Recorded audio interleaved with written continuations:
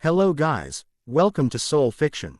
So in this video, we will see, what if Naruto was the moon goddess's heir and a demon king's son? If you enjoy these kinds of stories, don't forget to show us some love by hitting the like button and subscribing to the channel. Your support means the world to us. Now, let's start the story. Chapter 1. Moonrise over Konoha. The night draped Konoha in cool silk and the sound of paper lanterns. Wind teased chimes along the market roofs, a sleepy shimmer that made the streets feel smaller and kind. Naruto moved through, hit with the loose stride of someone who knew every alley and gutter by heart. He wasn't on an official patrol. He had just felt something. It wasn't sight or sound. It was the subtle turn of the village's tide, how crowds breathe. How rooftops hold their heat, how fear makes the night thinner in some places and crowded in others. He called it tidal sense, because names made slippery things easier to hold.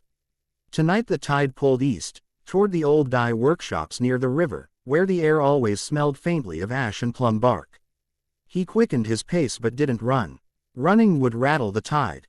At the corner of Dyer's Row, he stopped under the eave of a shuttered shop and let the light fall around him. Lanterns swung, printing and unprinting his shadow. He closed his eyes. The world grew still enough to hear the shuffle of rats in a barrel. The pulses came through like ripples. 3 signatures, masked carefully but not well enough to fool a village that had carried him since he was small. One was weak and frantic, the staccato flutter of a trapped bird. The other 2 were calm, too calm, like men who had practiced being calm for an audience. Naruto flexed his fingers. The mark on his forearm, normally a low, ember-warm hum, brushed awake in recognition, like a father clearing his throat in the next room. He exhaled and pressed it down until the heat went from red to silver. "All right," he murmured to no one, "let's do this the quiet way." He stepped into the alley, and the silver rose with him like breath on a cold morning. Moon Veil, the old instinct named it. He didn't think about it much. It was just the way his body preferred to move at night, noise folding, light bending off his shoulders as if it missed him by accident. A cat glanced up from a rain grate and blinked as he passed. 3 doors down, a back door stood ajar. Indigo cloth bundles were stacked in neat cubes inside, each stamped with the dye yard's sigil. A hand covered a child's mouth in the shadows of the storeroom. Naruto saw it because the hand was too still to belong to a parent. He didn't announce himself. Announcements were for people who needed permission. He took 1 step, let the lantern swing back, then another step to where the lantern's shadow thickened, and moved. In the seam where light met dark, he flickered. It wasn't a teleport. He hated that word. It was timing. As breathing with the light so his body knew where not to be when sight went looking. A clipped step put him behind the man with the still hand. His palm chopped lightly against the side of the man's neck. Not hard enough to crush anything. Hard enough to fold him. The child jolted, eyes wide in a face streaked with soot. Naruto lifted a finger to his lips. The boy nodded, mute, tears clinging to his lashes like dew. "Door," a voice hissed from deeper inside. "You've got the rope." Naruto pushed the boy gently behind a bale and moved toward the voice. He didn't hide his footsteps now. He wanted them to come to him. To spend their attention forward. A blade flashed from the right. The mark flared and his arm came up on its own, bare skin meeting steel with a hiss. The kunai would have taken his throat. It hit the mark instead, sparked, and skipped into the stack of cloth with a soft thwack. The second perpetrator, a woman with cropped hair and an expression like wet slate, knew exactly what she'd missed. Her eyes widened by the width of a tooth. "Hi," Naruto said. She kicked up, aiming for his ribs. He caught the heel, twisted just enough to wrong foot her without breaking anything, and flipped her onto her back. The move was clean, almost apologetic. The third figure, tall, hooded, stepped from the shadows and threw a corded hook toward the rafters. "Not to fight, to exit." "Don't," Naruto said. The hooded figure snapped their wrist and the hook shot upward, latch clacking around a beam. Naruto could have dragged them down. He could have snapped the cord. He didn't. The child was behind him. And this crew had brought blades into a place where people slept. Priority wasn't catching. It was stopping. He raised his hand. Moonlight caught between his fingers like a net. For a moment he held it, feeling how attention ran along the room's edges. He spread his fingers, and the moon veil deepened into a hush that made breaths sound loud. The woman on the floor tried to roll. He tapped a pressure point. She sagged, blinking. "Who sent you?" he asked. The hooded figure laughed softly, a sound that did not belong to the room. "You are the one they said," they murmured, as if to themselves. "Silver underneath. But he's softer than I expected." "So you have expectations." Naruto's mouth quirked. "Great. I won't keep you in suspense." The tall one tugged the cord to test the anchor. "We only need the boy," they said. "He's not yours." "He's not yours either," Naruto said, and then they were moving, him forward, the hooded one upward as the cord sang. Steel winked again, a slow broad swing meant to herd Naruto back. Not strike. The move reminded him of drills for escort extractions. Real shinobi work, not gutter kidnapping.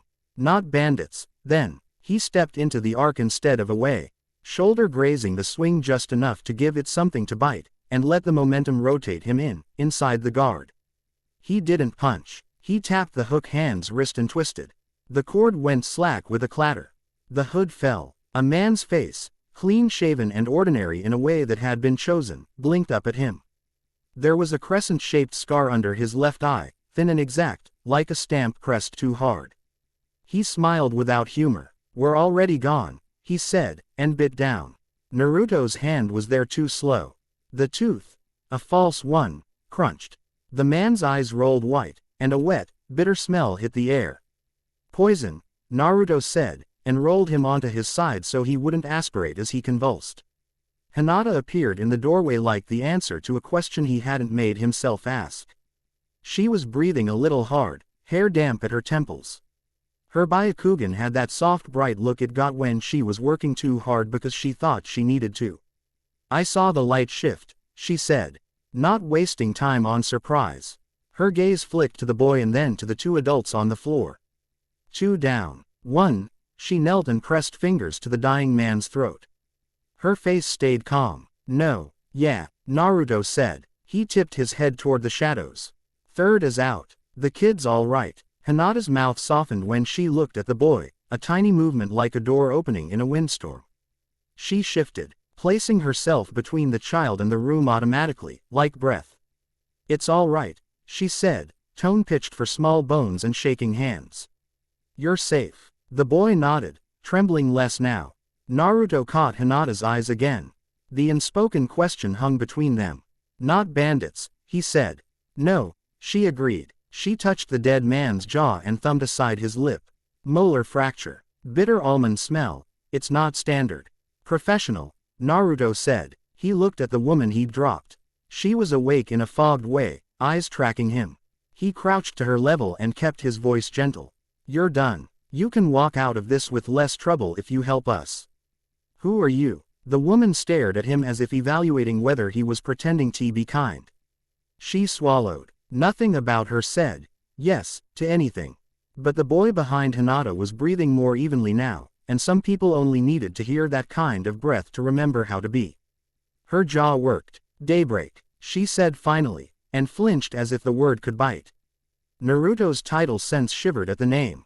The tide that ran under Konoha shifted prickly, as if a wind had changed direction over a wide body of water. Hinata's eyes lifted. "I've heard rumors," she said quietly. "An anti-deity group. Cells, not an army." "Anti," the boy peeped. Hinata's hand went up in that quiet, steady way of hers. And the boy stopped, believing the rest of the sentence would be all right because she said it would. Naruto tilted his head. "Daybreak," he repeated, tasting the shape of it. It was a pretty word for a knife. The woman's eyes narrowed, tracking his expression. "You don't get to make it sound harmless," she said. "Dawn hurts your kind." There was a small, precise sting in the way she said, "your kind." He didn't let it in. He stood and hauled her to a sit, then tied her wrists with a strip of cloth from the dye bundles. "They'd hold long enough. Maybe you can explain it to the Hokage," he said, cheerful like a man asking about the weather. "You caught me on my way there anyway." The woman blinked in confusion. "We're captured." "You are," Naruto said, and grinned in a way that was almost sympathetic. "Don't worry, we'll keep the dawn from hurting you on the way." Hinata gave him a look that could read as exasperation if you didn't know her. He could hear the smile under it. "We should move," she said, "before anyone notices the smell." They took the alley in a single unit, Naruto in front with the captured woman, Hinata with the boy, who had found his breath and a kind of stunned, fierce calm. Lanterns swayed overhead like sleepy eyes. A stray dog watched them pass with complicated interest. Naruto kept the moon veil low, not to hide, but to keep passers-by from feeling the sharpness that followed them like a draft. The village felt small and together again by the time they reached the administrative buildings. Kakashi was already waiting outside the Hokage's office, leaning against the wall with a posture that suggested he'd be happy to wake up fully if the conversation went sideways. He straightened when he saw the boy and the tied woman, and his visor. Lai took in the details like a camera. There was a smear of soot on Naruto's jaw. Hinata had a tear in her sleeve. The captured woman was watching the woodwork as if memorizing grain patterns might save her. "Evening," Kakashi said. "I was just thinking how quiet the night was." "It fixed itself," Naruto said. Kakashi's eye smiled. "And this?" "Daybreak," Naruto said. Kakashi's smile didn't move, but the rest of him did, in subtle, careful ways. "Inside," he said. The room smelled like paper and tea and the kind of tired that good people got when they tried to keep a large thing alive. Soon, Aide stood at the window with her hands behind her back, watching the moon like she was trying to guess what it wanted. She turned when they entered. Her eyes did that quick, precise sweep that always made Naruto stand a little taller. Not to impress her, exactly. To meet the expectation underneath her look. "Be what you say you are." They gave the report. Naruto kept it simple. Hinata added small, exact details the way she always did, stitching the story into something that held. The captured woman, whose name was Mio, she grudged, said, "Daybreak," once and then clamped down. She looked past Tsunade when she said it, as if answers were written somewhere over Tsunade's shoulder in a script only she could see. Tsunade listened without moving. When they finished, she asked one question. "Why the boy?" Mio's eyes ticked, and for the length of a heartbeat she looked sorry. Not for the boy, for the life that had brought her here. "He hums," she said. "Some do. You learn to hear it after a while." "What kind of hum?" Naruto asked. He couldn't help it. "Wrong kind," Mio said. "The kind that makes things bend. It's algae in the water, you know. Looks beautiful, blooms, chokes lakes, something." G in Naruto's stomach tightened and then steadied. He forgot he was supposed to be insulted. He was thinking about lakes, and algae blooms, and how the solution wasn't to drain the lake. It was to change the conditions that fed the choke. Tsunade's mouth was a hard line, but her eyes were soft in a way Naruto knew meant she wanted to run her hand through the boy's hair and then find every person who'd ever put fear into a child's night and feed them their own teeth. "An anti-deity task force," she said flatly. "We've heard rumors. Mostly nonsense and men who like clubs with rules about who's allowed in. But if they're snatching children, they killed one of their own to keep secrets," Hinata said quietly. "Instant poison." Kakashi set a report on Tsunade's desk. "And he had this." He slid a small paper across the wood with a fingertip. It was a rubbing of a crescent mark, printed in ash. Not quite a moon, more like a bite taken out of one. Mio's eyes flicked it and away. Naruto cow. GHT the flinch with his title sense before he saw it on her face. He was beginning to suspect he could catch a breeze with that sense, if he wanted to. "There will be questions from the council," Kakashi said. He didn't say Danzo's name. He didn't have to. "About oversight. Of me," Naruto said. Tsunade's look sharpened. "Of the team that handled this," she said, which was a generous way of saying. She would throw her body between Naruto and anything that tried to make him a thing rather than a person. It wouldn't be enough, and they both knew it. "Let them ask," Naruto said, surprising himself. He wasn't being brave for effect. He felt oddly calm, as if the night had made him a better version of himself. The mark on his arm warmed in approval, like hands he didn't remember holding. He resisted the urge to rub at it. "We can answer." Kakashi's eye curved. "We," he says. Hinata met Naruto's gaze. The small smile had moved at last to the rest of her face, but only in her eyes. "We," she said. And the word settled in the room like something placed on a shelf where it belonged. Tsunade sighed, a long breath that sounded like a door closing quietly. Kakashi, take Mio to holding, she said. No interrogation yet. Make sure she has water and a healer checks her for delayed poison effects. Naruto, Hinata, go home. Be where you're supposed to be in the morning so certain people cannot say you're skipping procedure. Mio blinked. No interrogation, she asked, as if the lack of immediate pressure made less sense than anything else that had happened. Tsunade smiled without showing her teeth. You're my guest. It's your choice how long you remain one. Mio studied her. Naruto watched her realize that the ground shifted in this village not because people shouted, but because the why kept talking even after you called them names. It threw certain kinds of enemies worse than a punch. They left. The hall was quiet at this hour, the way a house is quiet when everyone is asleep and the night has been told to behave. Kakashi guided Mio down the corridor without touching her. Hinata leaned her shoulder briefly into Naruto's, a tiny pressure as if to say good job without making a thing of it. Outside, the air smelled like rain coming, though the sky was clear. They took the stairs down and crossed the courtyard. Naruto paused at the base of the steps. You go, he said to Hinata. I'll catch up. I need. He gestured vaguely toward the faces carved into the mountain, feeling a little foolish. A breath. Hinata followed his gesture and then looked back at him like she could see whatever it was that made his chest ache. Don't stay long, Shush said. You look like you'll argue with the moon and the moon will take it personally. I'll be polite, he promised. She studied him for another beat, eyes soft. Then nodded. I know. She hesitated, the kind of hesitation that wasn't fear so much as the awareness that you were stepping onto a narrow bridge. You did well, she said. The words were light, but they sat somewhere deep. He felt them click into place. Thanks, he said, and somehow it didn't sound like a joke or a deflection. It sounded like the thing itself. He walked alone toward the steps carved up the face of the Hokage monument. The climb wasn't hard, but it had a way of making you own your breath. He took it slow, not because he was tired, but because he liked the way the village changed size under his feet the higher he went. Lanterns gathered into constellations. Kitchens became warm planets. The river was a line of dark mercury. The moon hung just above the tree line, pale and patient. He reached the top and sat on the stone ledge near the fourth's hair. The stone held heat from the day in a thin layer that felt like a hand on his back. He aced a finger along his mark without thinking. It rose to meet him as if it had been waiting for touch. Hey, he said softly, to the village or the moon or the father in the stone under the moon, he wasn't sure. I know I'm supposed to be one thing or the other. I keep hearing it like a bell.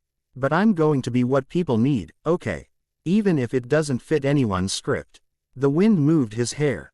Somewhere far below, a door closed. He could feel the pattern of it. He could have fallen asleep there.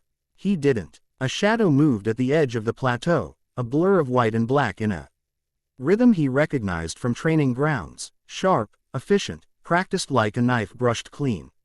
Naruto turned, easy, palms open. If this is about the council meeting I forgot to attend last week, I have an excuse.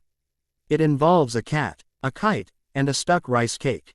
Unfortunately, said Danzo, stepping into the moonlight as if it belonged to him by right, this is about things you can't excuse.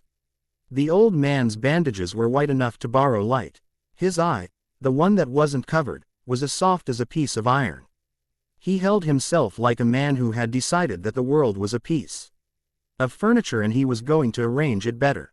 Naruto did not stand. He did not bow. He tipped his head instead, the way he did for people who insisted on formality as a smoke screen. Evening, he said. We were just talking about you. Danzo's mouth made a shape that could have been a smile if you didn't know it wasn't. I heard you had a night, he said. Rescued a dangerous asset. Brought a threat into our home. Naruto let the words pass. He didn't like them, but he had learned there was power in choosing when to bite. We rescued a child, he said evenly. And brought a person to an swore questions about people who would harm children. Danzo studied him the way a man might examine a tool to see if a chip had formed in an edge he had counted on remaining clean. And revealed more of yourself to a group eager to weaponize it. Naruto's mark warmed. He pictured his father. No, not the one carved in stone, the other father, the one who lived under it, in a darker place, humming a note that shook old doors. He didn't listen to that hum. He listened to his own. They saw me, he said. People see things. It's fine. Not when what they see can be used, Danzo said. I am here to offer clarity, oversight, protection. You're here to leash me, Naruto said, not cruelly, just as a man saying the name of a tree he's seen all his life. Danzo's single visible eyebrow didn't move, but Naruto heard the uptick in his breath through the tidal sense. Seeing what lay behind the old man's face made the world less frightening. It also made it sadder. You are an asset of unique risk, Danzo said. This village cannot afford for you to be self-directed. Naruto stood, not abruptly, not to threaten, like a tide coming in so gently you only noticed it when your ankles were wet. I am not an asset, he said. I am a person from this place, and I will keep it safe because it's mine. Not because someone holds the rope. Then do it with a collar, Danzo said. That's what civility is. Agreement about who holds the leash. Quote, Naruto smiled like he had heard a good joke and remembered to laugh after the punchline had already passed. I'll choose my agreements, he said. And the people I make them with. Danzo looked at him for a long time and saw that the boy in front of him would not break the way other boys did when they were offered bigger rooms to stand in. He made a small sound, not quite a sigh. You will make choices that force me to act, he said. You will make choices that force me to resist, Naruto said. He didn't say it angrily. He said it as if he were naming the weather for the next week. But not tonight. Danzo took a step back, losing nothing. You are young, he said. I am, Naruto agreed cheerfully. It's not contagious. Danzo left. He didn't turn his back fully. Men like him never did. Naruto watched him go, not feeling triumphant. He felt sad, and a little hungry in a way that didn't have to do with food. He wanted to run and punch trees until his arms forgot the shape of the old man's face. He didn't. He sat and breathed, and the wind came back, and his pulse slowed. Footsteps sounded behind him again, lighter this time, sneakers catching on the stone. Naruto smiled without turning. If you're going to try the same argument, I'll need a second cat and twice the rice cakes. This is the part where you let me be as dramatic as I like, said a voice that came wrapped in a bell-tone cadence, like temple chimes that had learned sarcasm late in life. And then you may make me tea and tell me you already knew. He turned. The woman approached. Oching wore priestess whites that had been mended exactly thrice at the knees with deliberate stitches. A purple sash caught the moon and threw it back. Her hair was a pale gold that would have looked ridiculous on anyone else at this hour. On her it read as practical, as if she had painted a bright line on herself to be easy to find in a storm. Her eyes were clear and dry as winter. Shion, Naruto said, because he knew her. He'd met her on the road in passing the year before, in a temple that smelled like smoke and clean cloth. They'd fought together one afternoon and argued politely for 2 evenings, and he had wondered afterward what it would be like to have a voice like that in his ear more often. He stood and bowed enough to make the bow a real thing and not a mockery. She nodded back, eyes flicking in approval at the bow's depth. You look silverer, she said. That a word? He asked. It is now, she said, and came to stand beside him, looking out over the village with professional interest. You saved a boy. You upset someone with power. You came up here to decide if you're allowed to be sad about both at the same time. I came up to breathe, he said. Ah, she said. My mistake. Breathing is forbidden. We only take sips up here. He laughed, and it felt like a valve opening. To what do we owe the visit? She did not answer at once. The silence she carried was never empty. It felt like a bowl held out for the room to fill. Omens, she said finally. I thought the word would sound less annoying if I put it off for a minute. It did not work. Omens, he repeated, like a bad one that's actually good, or a good one that pulls your house down when you try to hang it. Shion looked at him sideways. Both, she said. The moon shrine wrote your name again. The ink didn't run this time. It's an improvement. He didn't say what stirred there. A memory of a letter brought to him by IRL with dust on her knees, a single line on it that had burned a whole thrug. A quiet afternoon, half-crowned eclipse. He didn't like being written about. What does the shrine want? He asked. Explanations, she said crisply. Which is to say, they want to be ahead of the story. They would also like the lunar glass relic that was stolen from us returned. It speaks to your condition. And you? He asked. She lifted one shoulder, just enough to suggest that more had been there before she cut it off. I want not to find children gone in the night. I want to know which door the enemy is using and nail it shut. He liked how simple she made that. Then we're aligned, he said. We are aligned, she echoed. Not to flatter him, but as a way of pinning the words to something sturdy. They stood in companionable quiet for a moment, counting chimneys and listening to crickets do their small, stubborn work. Naruto had the odd sensation that this conversation had already happened and would happen again, with different clothes and different weather. Shion held out a slender roll of paper bound with a red thread. Naruto took it, unbound it, and read. The script ran tight and thin, as if each brush stroke had been weighed before it was born. He didn't like the words, but he respected their balance. Daybreak, he said, when he reached the bottom. Shion nodded once. They changed names 2 summers ago. The old name was worse. It sounded like a disinfectant. He handed the paper back. I met them tonight, he said. Didn't get their best manners.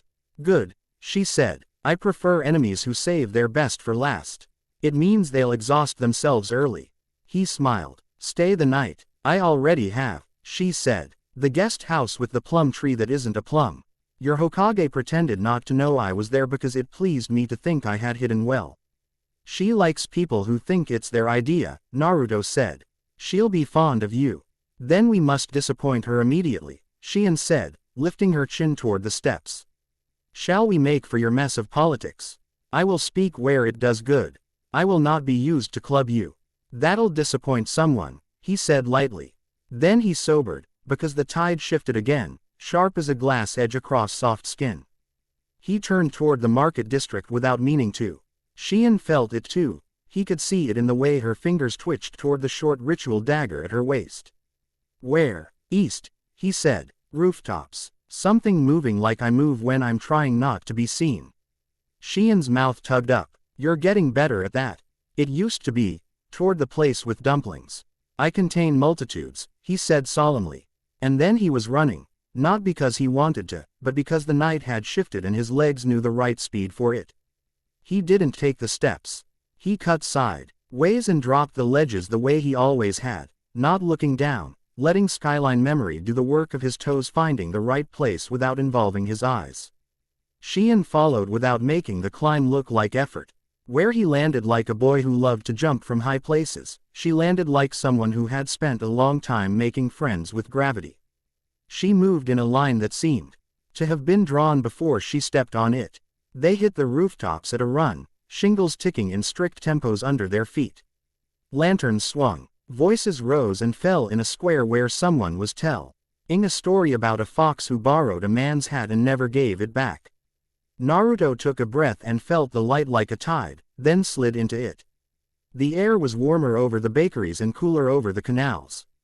He angled toward cool. A figure darted along the ridge of the dye yard's main warehouse, glanced back, and jumped the gap to the cooper's shop with the easy certainty of someone who'd charted this path before. The figure wore courier blacks, the kind employed by the village for nighttime runs that didn't deserve bells or trumpets. That, and the way they moved, almost made Naruto let them go. Almost. See the satchel, Shion said. No breathless panting, just information sharing at speed. The satchel had a hard outline against the hip, something rigid inside, not paper. Lunar glass relic. He could feel it hum along the tide way before he could see it, a silver tone that didn't sound like weapons. It sounded like mirrors. Naruto let the veil rise, the way one raises a hood in rain. On's mouth tipped in appreciation without taking her eyes off the path. He flickered 3 steps ahead in a single heartbeat, not teleporting, just choosing angles the light already offered him. Say step made his joints feel like oiled hinges. His breath didn't tear at his throat. The runner looked back and saw nothing at first. Then a shadow where Naruto wasn't but might be soon. The runner made a mistake. Small and human. He looked too long. Naruto was in front of him then, not on the next roof but on this one, hand out, palm open. Hey, he said, you're running with something that hurts. When people don't know how to hold it. Let me help. The runner skidded sideways, planted a boot on the ridge pole, and sprung past him, turning their body to slide by with less friction. Naruto, too, admired the technique even as he reached to catch a strap and missed by a finger width. Shein went high. She didn't leap. She stepped wrong-footed, like a dancer turning on the offbeat to land where there is no count. And she landed in front of the courier perfectly as if she'd been placed there by an indifferent god. Her dagger flashed, not to cut, but to interrogate the strap's stitching. It popped. The satchel tumbled into the air. Naruto's world narrowed to the bag. He didn't think. He jumped into the place where the light couldn't make up its mind about being shadow yet.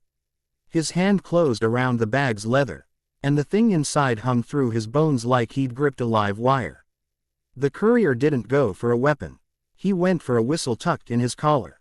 He didn't get to it. Shein wrapped him across the wrist with her dagger hilt. Naruto dropped low and swept the runner's legs with a kick that put him on his back without tearing his stomach open on the ridge. The courier lay there panting, looking up at two people who looked like they had been carved and then taught how to move. Naruto crouched, kept his voice friendly. Talk to us, he said. We can make this small. The courier's eyes darted to the satchel. Naruto understood the look, not his. A promise made under pressure and then calcified into a rule. We don't hurt couriers, Naruto said. Even the ones who run for people who would hurt us. That's not a trick. That's a rule. You took my package, the man said. He sounded miserable, like he'd broken a law he believed in. We took something dangerous out of the wrong hand, Shein said evenly, and put it into the hands it was made for. It's not yours, the courier said, a flare of angry pride pushing past the shame. It's not yours. That word is doing a lot of work for you, Naruto said gently. Whose is it? The man who promised to pay enough to fix your roof. The woman who said the world is simpler if one kind of person goes away. The courier blinked at that because it was both wrong and right. Naruto set the satchel on his knee and eased the flap aside. Inside lay a shard of something that wasn't glass but wanted to be. It was the color of moonlight before the eye remembers that moonlight doesn't have edges. If you looked too long, the shard reflected your face in a way that made you not want to be cruel for the length of a breath. Don't look directly, Shein said softly. It robs some people of their self-importance. Naruto grinned. Maybe I should look at it before council. Maybe keep your jokes for rooms that like them, she said dryly. But there was a shine at the corner of her eyes that made the edge kind. Boots on shingles ticked from 3 directions. The courier rolled, hoping to use the distraction to bolt, and froze as figures knifed up out of the dark like shadows stepping forward. Masks, but not Anbu. The mouths were concealed but the eyes were bare. Naruto didn't like the way the eyes looked at his face and then at the bag. It was the look of people taught the difference between a man and an idea and choosing the idea anyway. Courier, the tallest said. Move. The courier did not move. That kept him alive for at least one more breath. Give us the relic, the tall one said. And the demon child can go home. Naruto stood slowly. The moon veil drew tight around him the way a coat buttons against wind. You're trespassing, he said, because this was his roof as much as anyone's. Also, the phrase is, young man. Demon child, as clunky. We have no interest in semantics, the tall one said. You do, Shein said. Tone conversational. You named yourselves Daybreak. Very semantically tidy. Not sunrise, which might be local. Daybreak. The word has a mouthfeel. It makes the speaker feel like a hero for brushing their teeth. You're very brave, another one sneered, for someone soft. Shein smiled in a way that made the hair on Naruto's arms stand up. Everyone soft can break your bones, she said. We pay for softness with practice. They moved. The 3 came in like math. Angles perfect, coverage tight, a drill set in bones so hard you could strike sparks off it. Naruto stepped once, twice. Timing the lantern swings. He didn't think about how he wasn't where he'd been. He let Eclipse step choose his body's place by what felt kindest to the light. He put his hands where Hands wanted to go when he was trying to prevent things, not finish them. One came low. Naruto hopped the sweep, tapped the back of a knee with the heel of his hand, and redirected the man's weight into the roof harmlessly. Shion parried with her dagger in tight circles meant to cut ambition, not flesh, turning a thrust into a hesitation and a hesitation into a choice. The third reached for the satchel. Naruto turned his shoulder and let the reach become a miss. "Stand down," he said. "You don't get to do this on my roofs." The tall one smiled with their eyes. "You think you will always be on home roofs. You think you know how this ends," Naruto said. They threw a flash bomb. The white hit everything and made pain behind his eyes. Naruto didn't flinch. He closed his lids before it went. Often felt the light instead of looking at it, breathing with it so the timing didn't have anywhere to dig hooks in.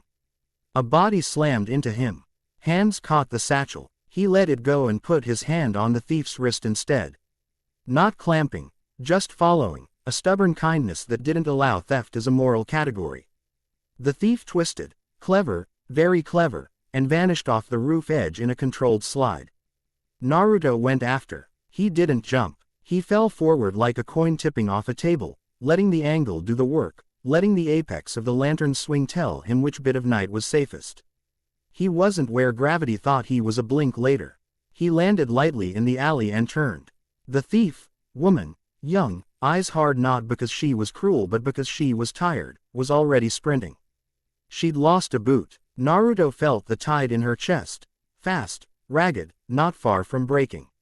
He matched her stride and then edged ahead. "I don't want to hurt you," he said, and meant it. "You are hurting everything," she said, and meant it. They ran past a shut tea shop, a laundry line strung with white sleeves that flapped like gulls trying to distract him by pretending to be a sea. The thief dove under, hoping he'd tangle. Naruto ducked and came up with a sleeve over his shoulder like a sash. "Don't love this look," he said. "Feels like I joined a band." "Stop making it small," she spat. "Help me make it big," he said. She wheeled and threw a knife. It was a good throw. It came for his throat. He moved his head and it sang past. The next one he caught by the blade and fell. The nick slice his palm where callus thinned. He let the pain be a note he could sing with instead of a thing that took away his voice. They hit the end of the alley and bounced left into the square where the fox hat story had been. The storyteller saw the pursuers, took in the satchel, and with a single breath raised a swelling, gasping laughter that was not laughter at all but a sound that mad. Crowd feel like it was being included in something funny. The crowd moved, deliberately, without looking like it was. The thief's straight line turned into a maze of lived-in trajectories. She faltered. Naruto didn't. He tucked in, put a hand on the satchel, and spoke in the ear that had an earring. "I know you think if we keep this we will wake up to a world that behaves," he said without panting. "We won't. It will just behave for you and not for anyone else. You don't know me," she said, and her voice broke exactly once in the middle. "You don't know what behaves means for me." "Okay," he said, and let go. She stumbled because she expected him to pull. She recovered and leapt for the lip of a cart. Someone moved where she planned to land, not to trip her but to force her to chong. Planned she couldn't change quickly enough. She fell. Not hard, not bad. Just enough for Naruto to kneel, and for Shion, who had arrived like a coincidence, to crouch the other side. "Look at me," Shion said. The thief did. For a heartbeat they both held each other like a string pulled taut.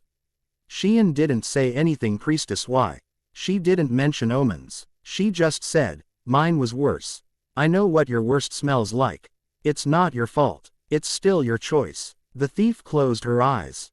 When she opened them, she looked at Naruto, not up, not down. "The satchel stays in the village," she said, not to beg but to bargain. "In the shrine," Naruto said. "With people who love it more than I do. And we use it to stop the people who made you do this." The thief swallowed. "You make that sound easy." "It isn't," Naruto said softly. "That's why we keep saying it out loud." He stood and offered a hand. She took it, and the satchel with it, and they were standing when the tall daybreak agent. She stepped out of a seam of shadow beside the fountain and put a knife to the thief's throat exactly where she had a thin white scar already. "We don't love traitors," he said. "We don't love children who hum either." Shion moved. But the man's arm tightened. Naruto let his breath hang. The veil wanted to rise. The mark wanted to hum. He did neither. He let the tide of the square swell again, laughter pulling eyes in the wrong direction. A cartwheel beginning for no reason, the fox storyteller clasping his hat to his chest and sighing as if this interruption were in the script. Let her walk, Naruto said. Take me instead. The man smiled without smiling. No, you're worth more with both legs attached.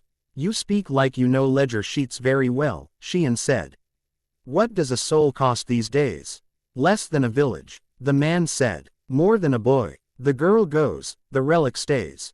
Naruto did something small. He moved his eyes. The man flinched, imperceptible, because people who liked to control runes didn't like being counted, and Naruto had counted him. Okay, Naruto said, tone easy. Let's trade. He lifted a hand. The moon answered, not with light or spectacle, but with pressure. Like someone gently closing a door against a draft. The lanterns around the square all swayed at once, not with wind. It was just enough motion to make everyone glance, to make a single breath. HB in a different place than it had been. The man's knife arm slacked a fraction. Naruto stepped not into his space, bu into the exact rhythm of his pulse, which the tidal sense was counting whether he wanted it or not. He put his hand on the blade, under the edge, where a man who wants to cut must give up his grip to keep his fingers, and twist it in a way that didn't hurt unless the man fought it. He fought it. Pain taught faster than words. The knife clattered. Shion pivoted, catching the girl with her knee so the girl could sink without hitting her skull. Naruto landed a palm heel on the man's sternum that said, firmly, number. The man stumbled, blinked at him, measuring whether his life was worth this satchel. The fox storyteller dropped his hat and cried, he owes me a coin. At the top of his lungs. Daybreak moved, retreated, not routed. In the second before they stepped backward into light, the tall one looked at the satchel and at Naruto with a very clean hatred. It was the kin D of hatred that pretends to be love in other rooms. We won't stop, he said. Dawn doesn't ask permission. Then learn to be polite, Naruto said, with no heat. My village does. They were gone. Not magic. Just speed and a map they had made long before this hour. Naruto stood very still and listened to his blood be loud. The mark on his arm cooled. He lowered his hand and looked down to see he had bled a little from the nick on his palm onto the satchel's strap. The blood looked ordinary. He reminded himself it was the thief, who had a name, which she gave only after she tested 3 fake ones. It was Sada touched her own throat, as if to re-inhabit it. I'm going, she said, and he understood that she did not mean away. She meant forward. Good, Shion said. We need people who know what we're bad at. Sada made a face. You're bad at losing. Shion's smile did that dangerous, gentle thing again. We can work on it. They took the satchel to the administrative building. Tsunade met them at the door in a robe and with hair that had remembered what it was to be a girl's braid before choosing a woman's bun. When Shion set the satchel on the desk, Tsunade's eyebrows did a thing. Naruto filed away for a day when he needed to feel like he'd made someone older than him proud. Shion, she said. You arrived quietly. I'll leave loudly to balance it, Shion said. The relic responds to him. She tipped her head toward Naruto. I want it in the shrine. I want him to touch it where the floor is trained to catch anything that falls. Tsunade nodded. You're both annoying. Fine. They unfastened the satchel and eased the shard onto a sheet of clean cloth. The thing didn't like to sit on anything made to be stained. It wanted temple stone. It was obvious. Naruto held out a hand and stopped halfway. Not because he was worried, but because he remembered to be respectful. Ask permission, Shion murmured. From the glass, Naruto asked, amused. From the part of you that wants to be seen by it, she said. Not amused, he asked, silently. The wanting part lifted its head and said yes, and the rest of him didn't mind. He touched the shard. For a moment, he was reflected. Not just his face. Other faces he carried. A man with hair like flame who had looked at him once like he was the continued sentence of a better world. A woman with eyes like water in a stone pool, whose laugh had been a door opening onto a room he had never known he'd been in and always wanted to return to. Those faces were not the demons people said lived in him. They were the people he loved and people who had loved him and the places he was made of. Then the glass did something stranger. It turned, not like a mirror, but like a coin in a well when a child knows exactly what they're going to. Oh, wish for and throws it anyway because the wishing is the point. Silver smoke rose, thin and exact, forming a circle the width of his hand. The circle lifted, light coalesced, a voice spoke. It wasn't a voice that loves humans. It was the voice of a place. Return what was stolen from the moon, it said. Shien's eyes widened. Tsunade's hands went still. Kakashi, who had come in without them hearing because he had been born for that, looked like someone had told him a favorite book had come alive and asked him what chapter he wanted to read first. Naruto swallowed. The words weren't a threat, but they didn't love him either. That was almost worse. He wanted the moon to be a person he could convince with effort and kindness. It wasn't. It was a thing he had inherited responsibility for. Responsibilities don't love you. They make you into someone who can love other people better. What was stolen? Tsunade asked, standing absolutely straight. The smoke didn't answer. It pressed inward, forming a silhouette, and for a heartbeat a pale face appeared in profile, pretty the way knives can be pretty when they are clean. The mouth opened again. Return what was stolen, the voice said. Return it, Heir, or the tide's close. The circle shivered, and then the shard went back to being a shard that wanted to be a mirror in a room where the floor knew how to hold it. Naruto let out the breath he had been holding and was startled to realize it had been more than one breath. So, Kakashi said softly.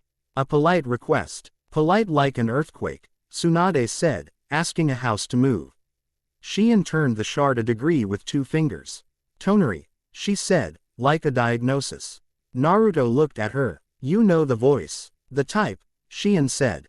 Men who inherit their gods and think that means the rest of us will enjoy living inside their prayers. Naruto wanted to laugh at that. He didn't. He was busy, inside, in a way that didn't show on his face. Daybreak. Danzo. Shien. The shard. The voice. The boy in the dye yard breathing fear the way fish drink water. Tsunade rubbed her temples. We need to move on 2 lines, she said. Inside and outside. Inside, council. Danzo will try to corral this. He will talk about safety. He will suggest collars with polite names and papers attached. Outside, we find the other pieces of whatever this is, and we put them in hands that won't turn them into reasons to set the world on fire. Kakashi's eye smiled again, thin and dangerous. I'll talk to people who owe me favors and people I owe favors to. They're often the same people. Shien nodded toward Naruto. He should carry this one. Tsunade looked like she wanted to say no. She wasn't Tsunade if she didn't want to say no to anything that increased the weight on Naruto's back. She looked at the shard. She looked at Naruto. She looked at the place where the moon had been, outside her window. He carries everything anyway, she said softly, to herself. Then she said, out loud, fine. But you don't walk around with it like a brooch. It lives where stone knows its job. Shrine floor, Shien said, satisfied. Naruto nodded. He didn't reach for the shard again. He didn't need to touch it twice to know what it was. He looked at Tsunade instead. I'll go see the council tomorrow, he said. I'll be dressed. I won't be rude. You'll be respectful, she said. And steady. And rude in the correct amounts. Kakashi added, like a man giving advice on seasoning. Hinata slipped in then, because of course she had come, because she was on her way to tell him to sleep and had found a meeting instead. Her eyes took in the room and the shard and the tilt of Shien's chin, and Naruto had the distinct, ridiculous urge to do something showy to make her smile. He restrained himself. He had learned to like the quiet things better. You didn't stay long, she said to him, softly, as if the words had been waiting by the door for him to arrive. The moon and I agreed to meet later for coffee, he said. We like to keep it casual. Her mouth moved without quite becoming a smile. Good. I don't trust the moon with alcohol. Shien gave Hinata a look that weighed and accepted an Hyuga, she said, an acknowledgement. Hinata inclined her head just enough. Priestess, you'll be useful, Shien said, like noting that the weather was turning. Hinata turned to Naruto. Go home, she said. Your bed will forgive you for standing it up earlier. He wanted to say, stay. He said, walk with me. She did. She stayed to argue with Tsunade about how to label the shrine room that would hold the shard and whether to let certain monks into the conversation. Kakashi vanished, as was his habit when rooms started using the words committee and process. Outside, the knight had taken off its coat. It felt more intimate, like it knew he had said big words and would like small ones now. They walked the long way, past the noodle stand that stayed open for no reason other than that it made an old man happy to have somewhere to be awake, past the training field where the grass smelled like crushed mint where feet had worried it earlier, past the playground where a swing creaked once before remembering it didn't have to. I saw Danzo, Naruto said. Hinata hummed in a way that meant she'd imagined what he would say and counted it, and was still willing to be surprised by it. He's clever with fear, she said. I don't want to be clever like that, Naruto said. I don't want to be clever like the moon either. I want to be useful and good. She made a sound like a laugh only if you were very close to it. Useful and good, she repeated. Those are ugly words in the mouth of someone who thinks he is. They sound nice when you say them. Because you're someone who will ask later if you were, she said. And not expect anyone to tell you yes if the answer was no. He let the words warm him, then cool. He'd learned to do that. Shion says the shard responds to me. It kind of did. Hinata's hand hung at her side. It brushed his without making that into a thing. It would, she said. Because of the moon, he said. Because of you, she corrected. They reached his building and stopped on the stoop. The wind moved her hair across her cheek. He wanted to tuck it behind her ear. He put his hand on the railing instead. You going to sleep? He asked. In a while, she said. I like to watch the dark get less dark. Dawn, he said, thinking of the word as a knife again. Dawn is a color first, Hinata said. Let's not let people talk us into making it a weapon. He glanced up at the patch of sky between the buildings. It was empty in a way that made room for a lot. I'll try. You'll do, she said, as if that were a vote already cast and counted. They stood there for a second that stretched long and friendly. He lifted a hand, hesitated, and then didn't touch her cheek. She didn't frown at him for the almost. She didn't move closer. She said, "Good night, Naruto." And it was better than all the touches he hadn't earned yet. "Good night," he said, and watched her go until he couldn't see her anymore because seeing wasn't the way you knew she was there anyway. He climbed his stairs. His apartment was exactly as he'd left it. A cup with a chip in it, a plant that kept not dying out of spite, a scarf draped over a chair that had a tooth mark because he'd been ages younger and thought biting furniture taught it who was boss. He sat on the floor instead of the bed and leaned back against the wall. The shard's voice was gone. The mark was quiet. The room was small. He liked it like this. He tipped his head back and looked out the window at the slice of moon. Heir, he said, trying the word on for size like a shirt someone had given him. Son, he snorted softly. Fine, but I'm going to be a neighbor first. Something in him, the part that hummed like deep water over stones, approved. Something older didn't disapprove, which would do. He slept. Not for long. Not all the way through. He woke twice with the shape of a voice in his mouth and found, both times, that he could choose not to say anything. That felt like the beginning of a new kind of strength. In the morning, the village woke in layers. He listened to it put itself on. Brooms on stone, a bucket overturning, a child laughing at something that would be unfunny by noon. He put on his jacket, tied his hitai, wiped the dried blood off his palm with a wet corner of a towel. When he looked at the clean line it left, he felt something very much like gratitude. On his way out, he paused by the plant and touched one leaf. You're doing great, he told it. The leaf did not respond. Plants were good at boundaries. He stepped into the street and walked toward the place where people with power would gather to ask questions he would answer until the answers turned into actions or into wars. He did not practice what he would say. He practiced how he would stand. Halfway down the block, Sada stepped from a doorway. Hair tied back with a strip of cloth that used to be something else. She didn't look at him. She fell in beside him like rain choosing a gutter. I have a map, she said. Not greeting him because the night had been greeting enough. For daybreak. It's good. For 2 days. Then it will be noise. 2 days is a feast, he said. You'll make it so, she said, as if it were a job she knew he had and she was tired and grateful not to have to do it herself. They walked. The sun was a pale promise behind the trees. Dawn didn't look like a weapon yet. It looked like what it had always been. Before people with clean hands learned to make beautiful ideas work as knives, light finding things to land on. As they crossed the square with the fox hat storyteller, the old man lifted his hat to them like a salute and then pretended loudly to argue with a dog about the cost of a fish. Naruto didn't think about omens. He thought about roofs and doors and the right strength for a hand on a wrist. He thought about the way Hinata had said, do. He thought about Shien's chime sarcasm and how Tamari would laugh at all of this and then fix it with wind. He hadn't met Tamari tonight, but he could feel a place in the story where the air would tighten and call her name like a flag. At the steps to the administrative building, he paused and let the breath leave him slowly. The way you let a good thing go so it can be there when you come back. He put his hand once on the stone, to remind it they were on the same side. He didn't need to be a king. He needed to be had he said he was last night, a person from this place, prepared to keep it safe because it was his. He went in to make that true again. Chapter 1 End. Chapter 2. The Priestess and the Wind.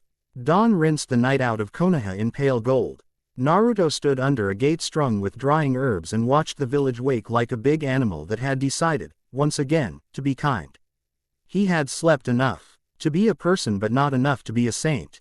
That was fine. Saints didn't do well on the road. Hinata arrived with a canteen and 2 rice balls wrapped in crisp seaweed. He took one and tried not to look as moved as he was by the way she'd trimmed a jagged edge to be neat.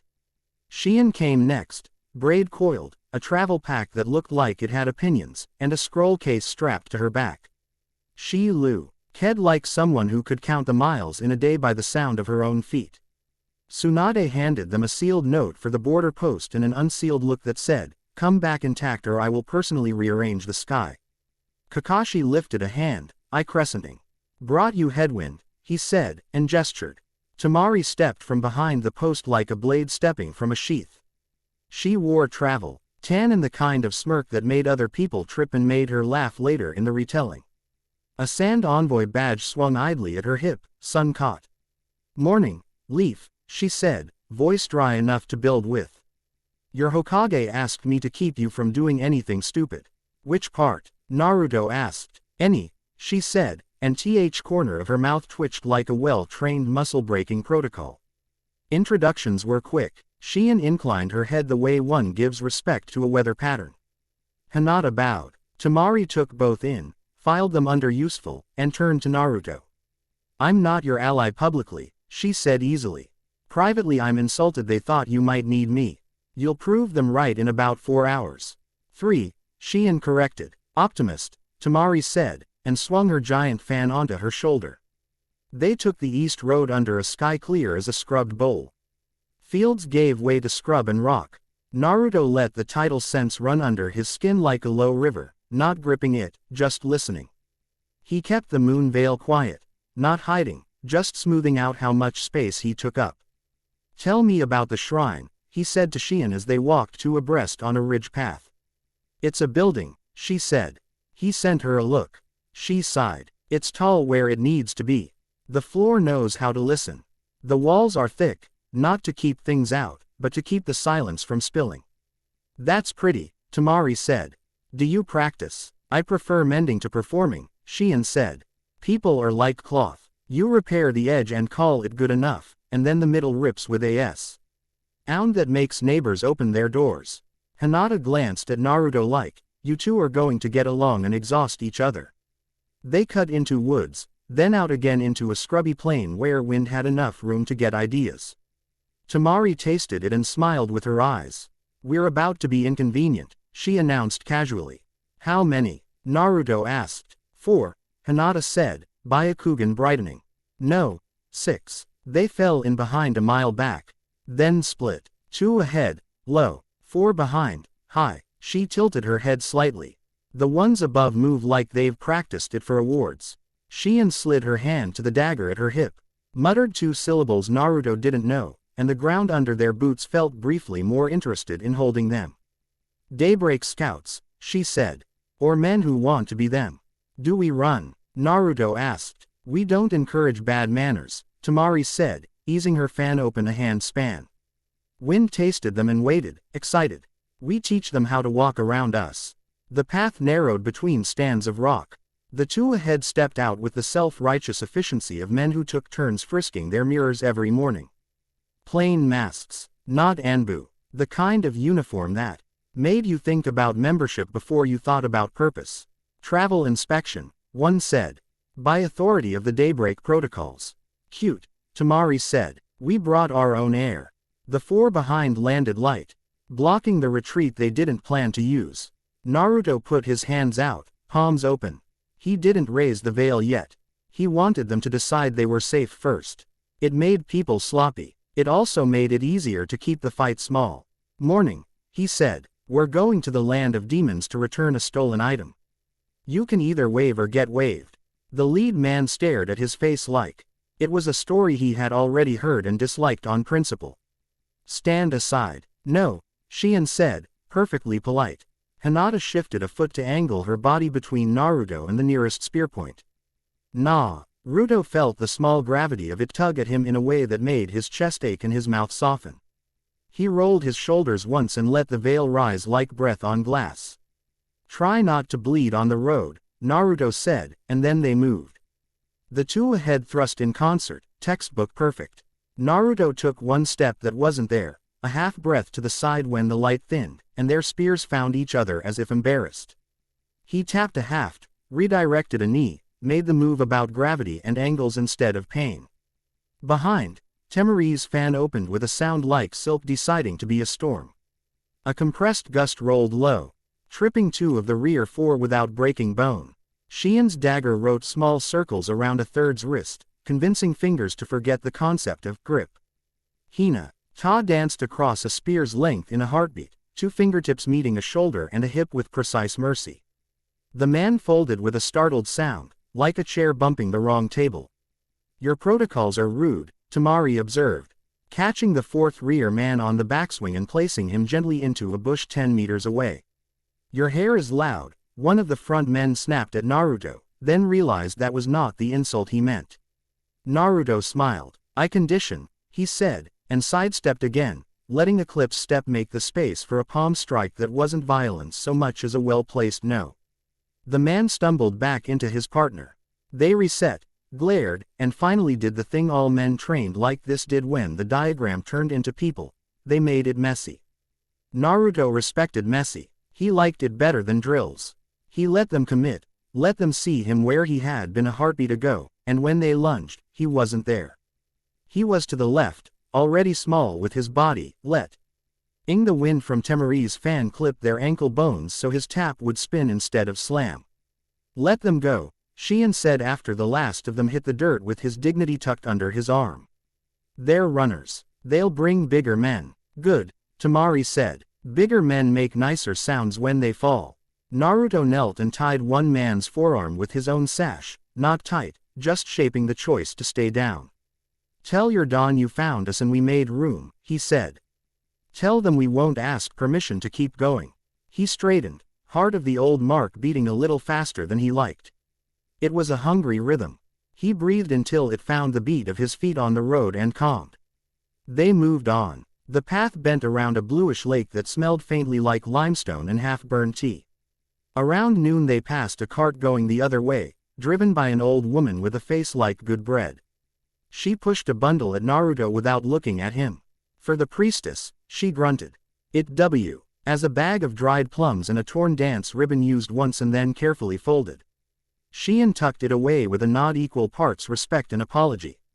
They reached the border post at dusk, showed Suna's sealed note to a man who tried to appear immune to being flustered by any of them and failed at Shion's eyebrows. The river after the post ran shallow and quick, full of pebbles that clicked like teeth.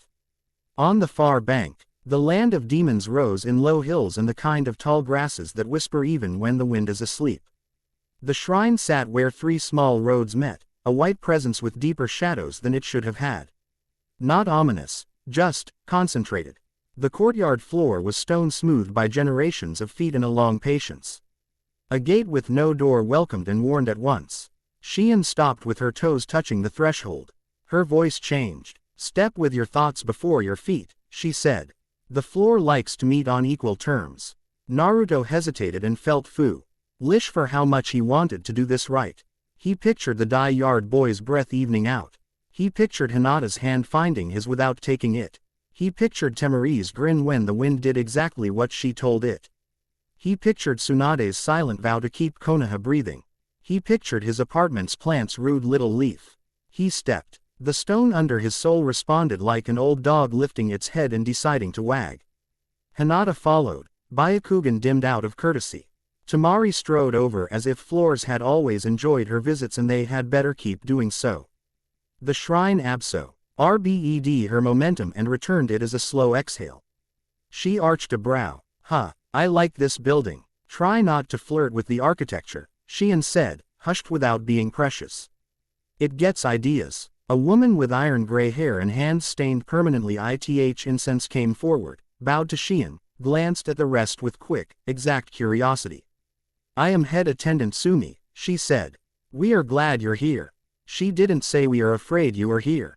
She didn't need to. Sumi led them to a room where the walls had exactly one scroll hung on them and an honest window that opened to a grove of trees with trunks like old friends.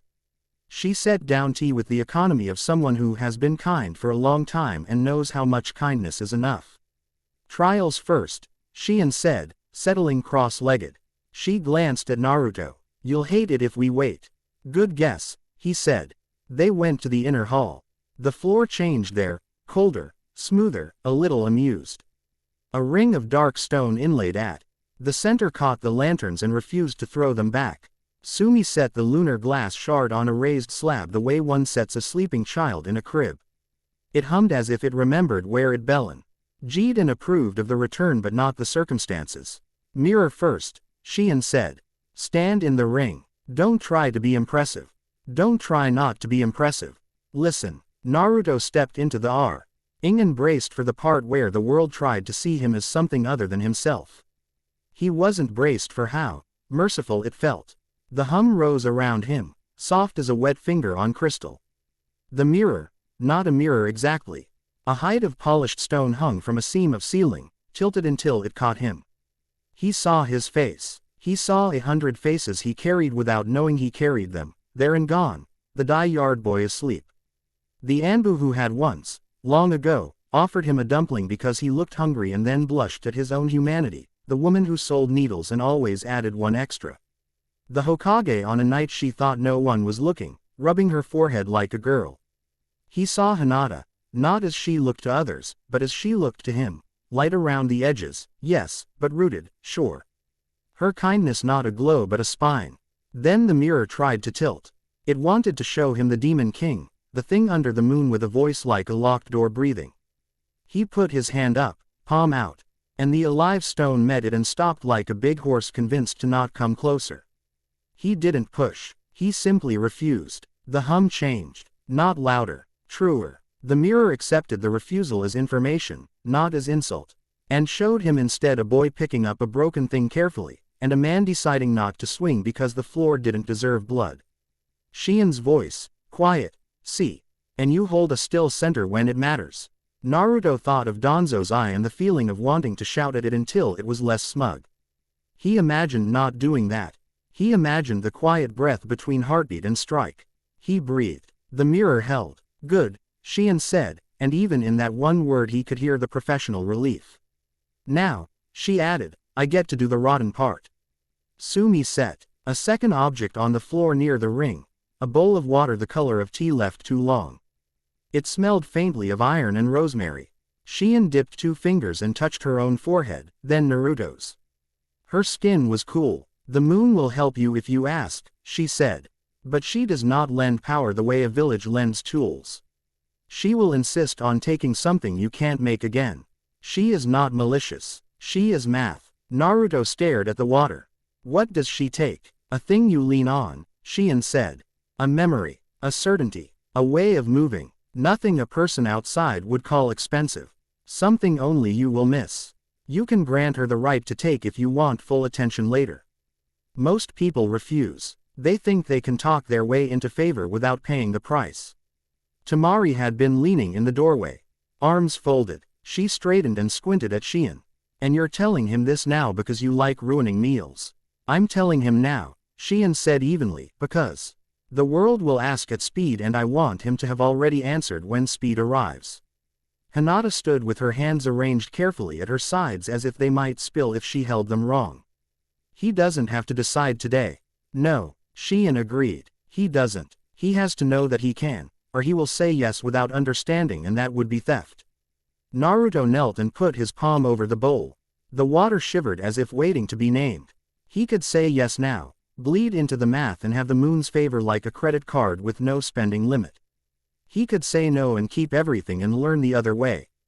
He didn't say either. He let the question stand on the floor with him, like a guest he didn't want to hurry for fear of becoming rude in his own house. I'll decide when it costs, he said. Xian's mouth did something that, on another face, would have been a smile. Good. The trial ended the way it had begun, with the floor's patient approval. Sumi retrieved the bowl and car.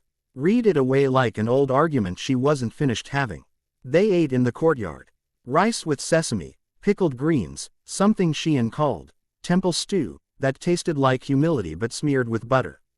Temari flicked a pepper seed at Naruto and pretended innocence. Hinata made tea, which improved everyone's attitude and quieted the part of Naruto that wanted to bolt toward every noise. Mi brought a lacquered box and set it by the edge of their circle. A request from the armory, she said to Xian. And perhaps from him. She tipped her chin toward Naruto. He's the kind who likes tea. Oh, make tools work the wrong way if it's kinder to the people being hit. Guilty, Naruto said. The box held a long flat piece of metal and a set of thin, almost invisible threads that shimmered like spider silk dipped in moonwater. At the bottom lay a rectangle of clear lunar glass, etched with a pattern that made Naruto's eyes want to unfocus. With it lay a note. Come see me when you're done pretending you don't need me. Xian rolled her eyes affectionately. Weapons artisan, she told the others. Village born, shrine bored. Makes things that shouldn't exist and then scolds you for using them well. Tenten, Hinata said, smiling. The name arriving in her mouth like an old song. She was supposed to pass through Konoha last week. She detoured, Xian said. She does that when she's about to be helpful. Where is she? Naruto asked. Asleep on the roof of the West Hall, Sumi said dryly. Because that is where she put herself after the third time I told her she could sleep in an actual bed. They found Tenten snoring softly under a bundle of tarps as if auditioning to be a storm cloud. She woke like a cat learning a name for the first time, rolled over with one eye open, and in before her mouth had fully remembered what to do with itself. You brought my favorite problem, she said to Naruto, then squinted at the others. And a windmill, and a person who makes buildings feel judged. Hello to you too, Temari said. I get called worse. Tenten swung her legs over the roof edge and sat up, hair doing a stubborn thing only her hands could fix. She didn't fix it. I made something for your friend, she told Hinata, then to Naruto, and something for you if you stop pretending you don't like holding weird ideas. I love holding weird ideas, Naruto said. Perfect, Tenten said. Hold these. She pulled a cloth bundle from under the tarps, unwound it to reveal a collapsible bow blade. At first glance it looked like a compact staff no longer than a forearm. Lick of her wrist and it telescoped out with a satisfying slide, segments snapping into place with seals that made Hinata's eyes dilate. A second motion swung open small struts across the length. You shoot a blade, Temari said. You tune it, Tenten corrected, handing it to Hinata. The lunar glass panel fits here. It resonates on his frequency. She jerked her chin to Naruto. You don't own it, you just make it feel useful. Hyuga, pulse your gentle fist through your palm into the struts. It carries and releases as a ranged ripple. It's not a projectile, it's a conversation with air at a distance. It only hurts what you promise to stop. Hinata held it like a borrowed book. This is ridiculous and beautiful, Tenten said. Yes, try it, small. Hinata thumbed the little slot, slid the lunar glass panel home. The bow blade made a low, approving sound. Hinata set her palm to one strut as if coaxing a shy animal. She breathed, lifted her wrist to Heir, and pressed.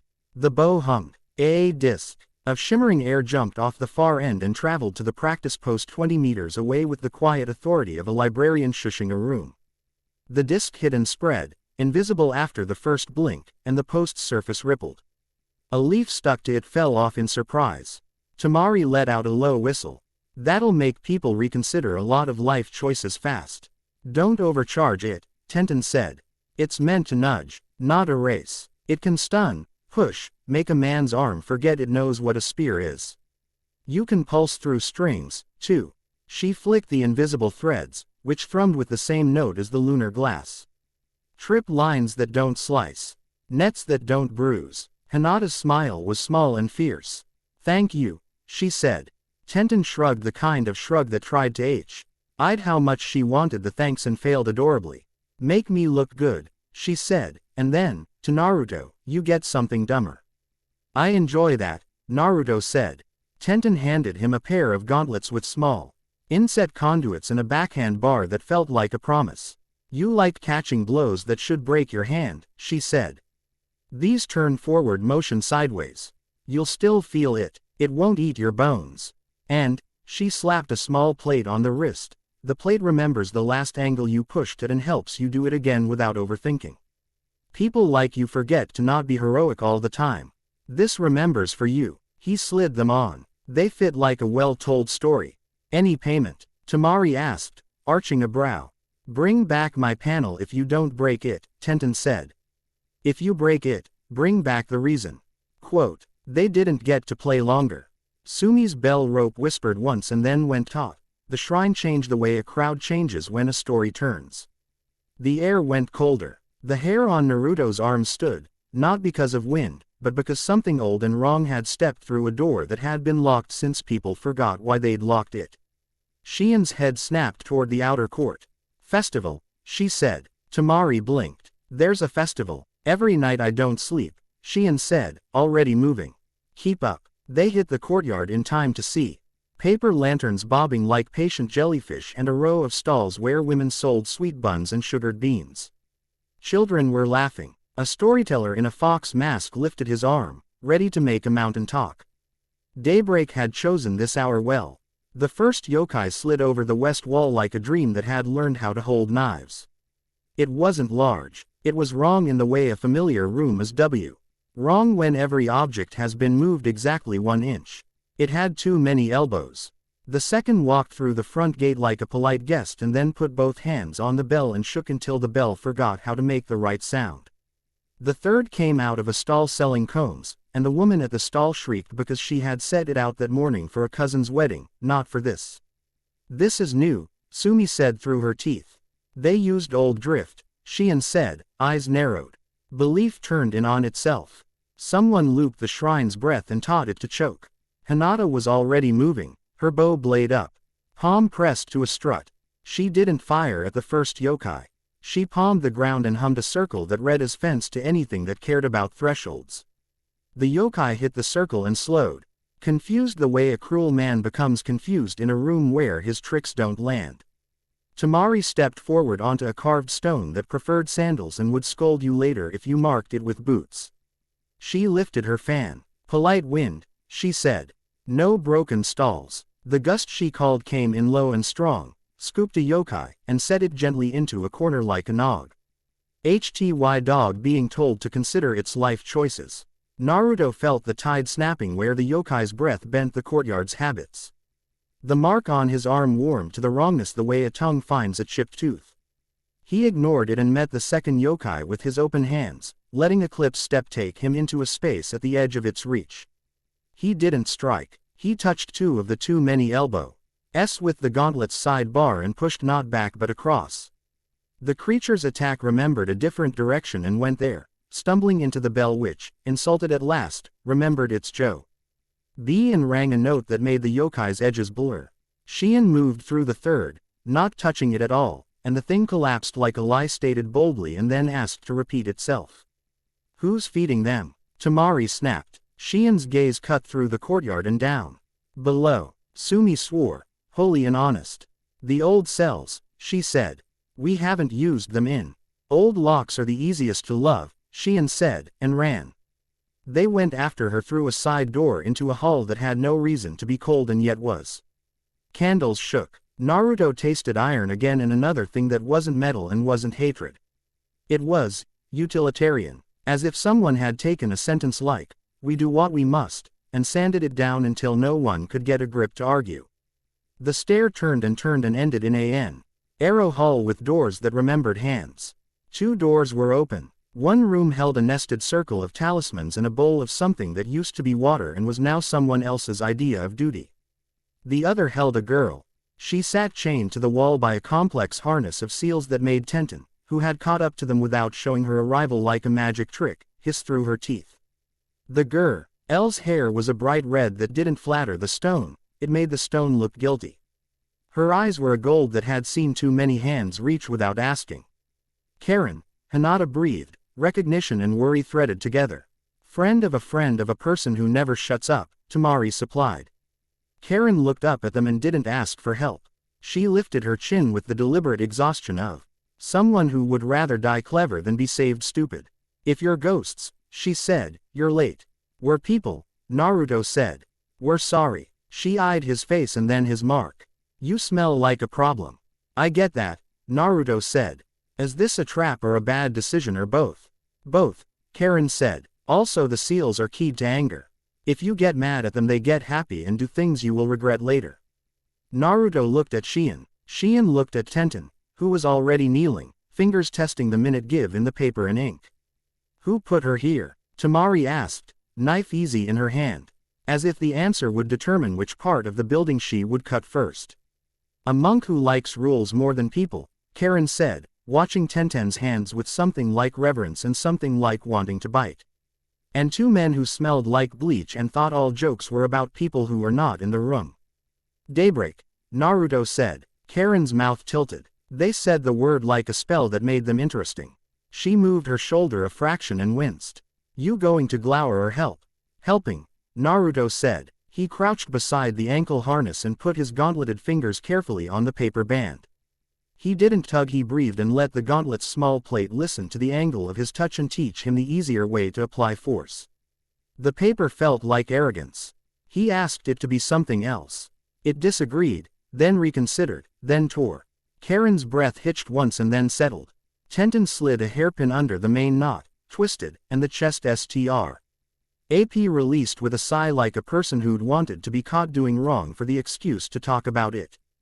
Hinata slid in, palm to wrist, and pulsed a gentle fist that wasn't for fighting but for minding nerves that pain wasn't the only sensation available.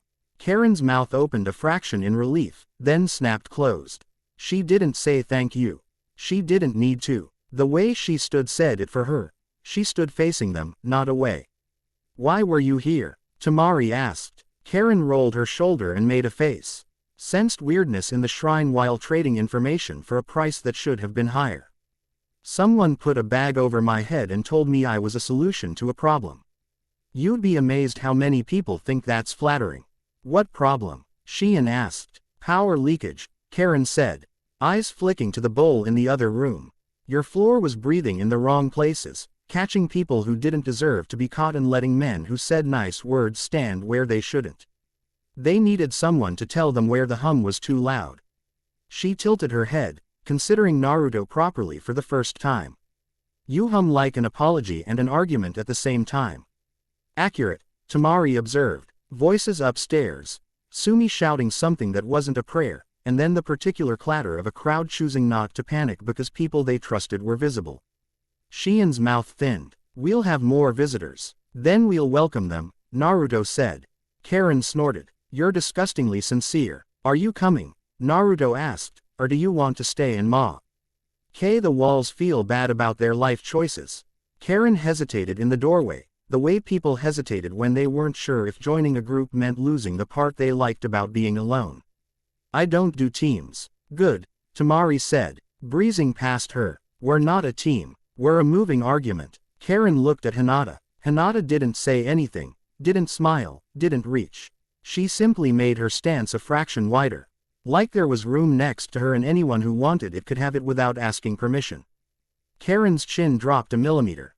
She followed. Back in the courtyard, the yokai had learned new tricks and the shrine had learned how to be angry without being cruel. Sumi stood with 2 attendants and a broom like it was a halberd. Children were under the eaves counting numbers like spells. The fox storyteller had set his mask on backwards and was pretending to argue with his own tail. 3 yokai were too confused to bite. Hinata moved first, bow blade thrumming a low note that taught the yokai what the words, "not here," meant. Tamari layered wind with it, light and swift, turning the yokai not away but aside, cutting their path to places that weren't people's. Hyon chanted something that wasn't a prayer and wasn't a threat. It was a suggestion, offered with the kind of unyielding politeness that becomes a rule. The air thickened around the yokai like honey, and the wrongness they carried couldn't travel. Naruto ran the edges of the square, touching carts, posts, steps, changing one thing a finger width at a time.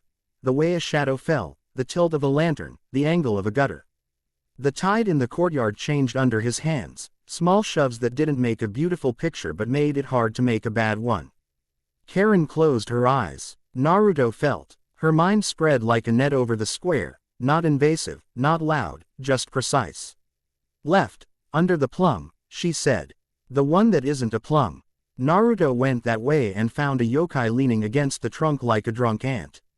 Ready to pull a child into a joke that wasn't one. He took its wrist with the gauntlet, made its elbow remember physics, and pressed it gently to the ground. Hinata's ripple washed it away. The last one tried to put its head through the shrine's main door. Shion stepped in front of it. "No," she said, and the word knocked it backward 5 paces. Silence opened like a window.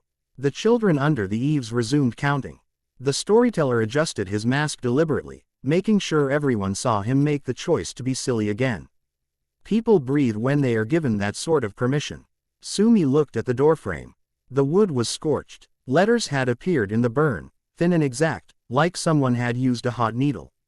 Shion stepped forward, read without touching, and hissed softly in a very unpriestess way. "What?" Tamari said, already annoyed on principle. Shion moved aside so the others could see. The message was simple and stupid and made of the kind of certainty that broke teeth when you tried to bite it. "We reveal the monster at noon. All are invited to see what their village protects." Underneath it, a symbol, a crescent turned the wrong way, the bite mark printed too perfectly. "Where?" Naruto asked, already knowing. Shion's jaw worked. "Konoha's arena," she said. "Rebuild day, noon." "Tacky," Tamari said with relish. "Also effective." Sumi's face pulled tight with protective rage. "They wrote on my door." Naruto put his hand on the wood, not to soothe it, but to align himself with what it had felt. The burn hummed like a cheap bell. He looked at the letters and pictured Danzo's quiet smile. He pictured crowds. He pictured a boy being pointed at by adults who wanted to be allowed to sleep again without having to be kind. "We go back," he said. "We do," Shion agreed. Tamari leaned her fan on her shoulder and made a face like someone who had just been handed a mess worth waking up for. "And we make them regret choosing noon," she said. "I do my best work in bright light." Tenten hopped down from the roof with the energy of a person who loved the part of a story where new toys got used properly. "You need a tune-up," she told Hinata, already fussing with a strut. "And I want my panel back if you don't break it." "You said that," Hinata said, a rare dry edge to her voice. "I like repeating myself when I'm right," Tenten said. Karen stood apart from the group for a moment like a person taking a photo of them in her head. Naruto walked over, not too close. "You don't have to come," he said. "But I'd like it if you did." "I don't owe you," she said. "No," he agreed. "Just yourself. And maybe the part of you that likes telling arrogant rooms they smell bad." Karen looked at Shion and Hinata, at Tamari with her wind. At Tenten talking soothingly to a weapon like it was a finicky horse, at Sumi already summarizing the night in soft sentences to her attendants so it wouldn't live wrong in their bodies. She rolled her eyes elaborately. "Fine," she said, "but if you die I get your gauntlets." "If I die," Naruto said, "I won't need them." "Exactly," she said, and there was a slip of something under the sarcasm that read as relief. They bedded down in a meditation room that smelled like dust and clean cloth. Shion sat with her back to a pillar, head tilted, eyes open the way people who are responsible sleep. Mari stretched out on her cloak and taught her body to pretend it didn't need comfort. Tenten disappeared and returned with 3 ropes and a handful of tiny bells and strung a trip perimeter with the kind of competence that made the room feel seen. Hinata lay on her side facing the wall and fell asleep like someone who'd spent her kindness and knew it would refill. Naruto watched the rafters and didn't think about the bowl of water he hadn't bled into. He pressed his palm flat against the floor and tried to learn its language a little better. It told him very little, like a cat trying to make him earn it. He smiled and earned it. They woke before the sky had chosen a color. Pack, check, water. Sumi pushed parcels at them, pickled plums, rice cakes that would withstand travel and probably a war. She put a hand on Naruto's cheek for a second, as if checking for a fever no one else could see. Tell your Hokage she owes me tea, she said. Tell your council their airs smell like onions. Telephone. Tell the men with bleach that our floors do not like their shoes. I'll tell them, Naruto said solemnly. Shion took the shard, wrapped in a cloth dampened with moonwater. We'll set this in the inner room when we return, she told Sumi. Don't let anyone pester the floor. I will make it kick, Sumi said. She looked at Karen, not unkind. You watch where your feet put themselves, little red. Karen tossed her bangs. You worry about your bell. It forgot its job yesterday. It remembered, Sumi sniffed. You made it embarrassed. It will ring twice as loud next time. They took the road back the kind of pace that makes other travelers keep out of the way. The world looked the same as yesterday and entirely changed. Every stand of trees was a place where a man with a mask could consider adjectives for the word monster. Every culvert was a door someone might shove a child through. When the first daybreak pair appeared, they didn't block. They shadowed. Tamari looked over her shoulder without slowing and shouted. We're late for our noon show. Keep up if you want a good seat. It didn't have the effect of discouraging them. It did make 2 of them trip over a root, which improved the day. At the border, the guard from yesterday tried to stand taller than he was. Naruto could see the way his month had gone. Too many notices, not enough hands. He waved them through with a blessed lack of speechifying. On the bridge, a boy with a fishing pole stared at them and then at the mark on Naruto's arm and decided to try to whistle with 2 fingers and failed spectacularly. Naruto pretended to be impressed. Konoha showed itself like a friend who had not slept either and had decided to be cheerful anyway. Vendors were setting up. The arena's half-built ribs speared the sky with scaffolds like a game frozen mid-play. Workers moved along planks with the brisk gentleness of people who liked using their hands and liked going home with all their fingers. Public place, Tamari murmured. Plenty of places to be heroic and stupid in ways people can edit later. We make it small, Hinata said. We make it humane. Tenten peeled off with a quick 2-finger tap that meant workshop. I'll rig 3 corners, she called. If you funnel them, I make them look silly. Karen closed her eyes and breathed. They brought cameras, she said uncertainly, grasping for a word the chakra didn't have a name for. Pieces that look and tell and feed into other rooms where men talk like they're not on the same street. Propaganda screens, Shion said, mouth thin. Summoning tech. Picture scrolls that draw themselves. Her eyes scanned the half-finished stands. They'll project. They want panic, not victory. Panic is easier to reuse. Naruto walked onto the arena floor and felt the dirt like a familiar palm. He had bled here enough times to trust it. Workers on scaffolds paused. Several men with clipboards, not daybreak, squinted down and then looked away as if seeing shinobi at work was interrupting their budgets. A man in a suit stepped out from a shadow at the east tunnel and smiled like the beginning of an apology that would never arrive.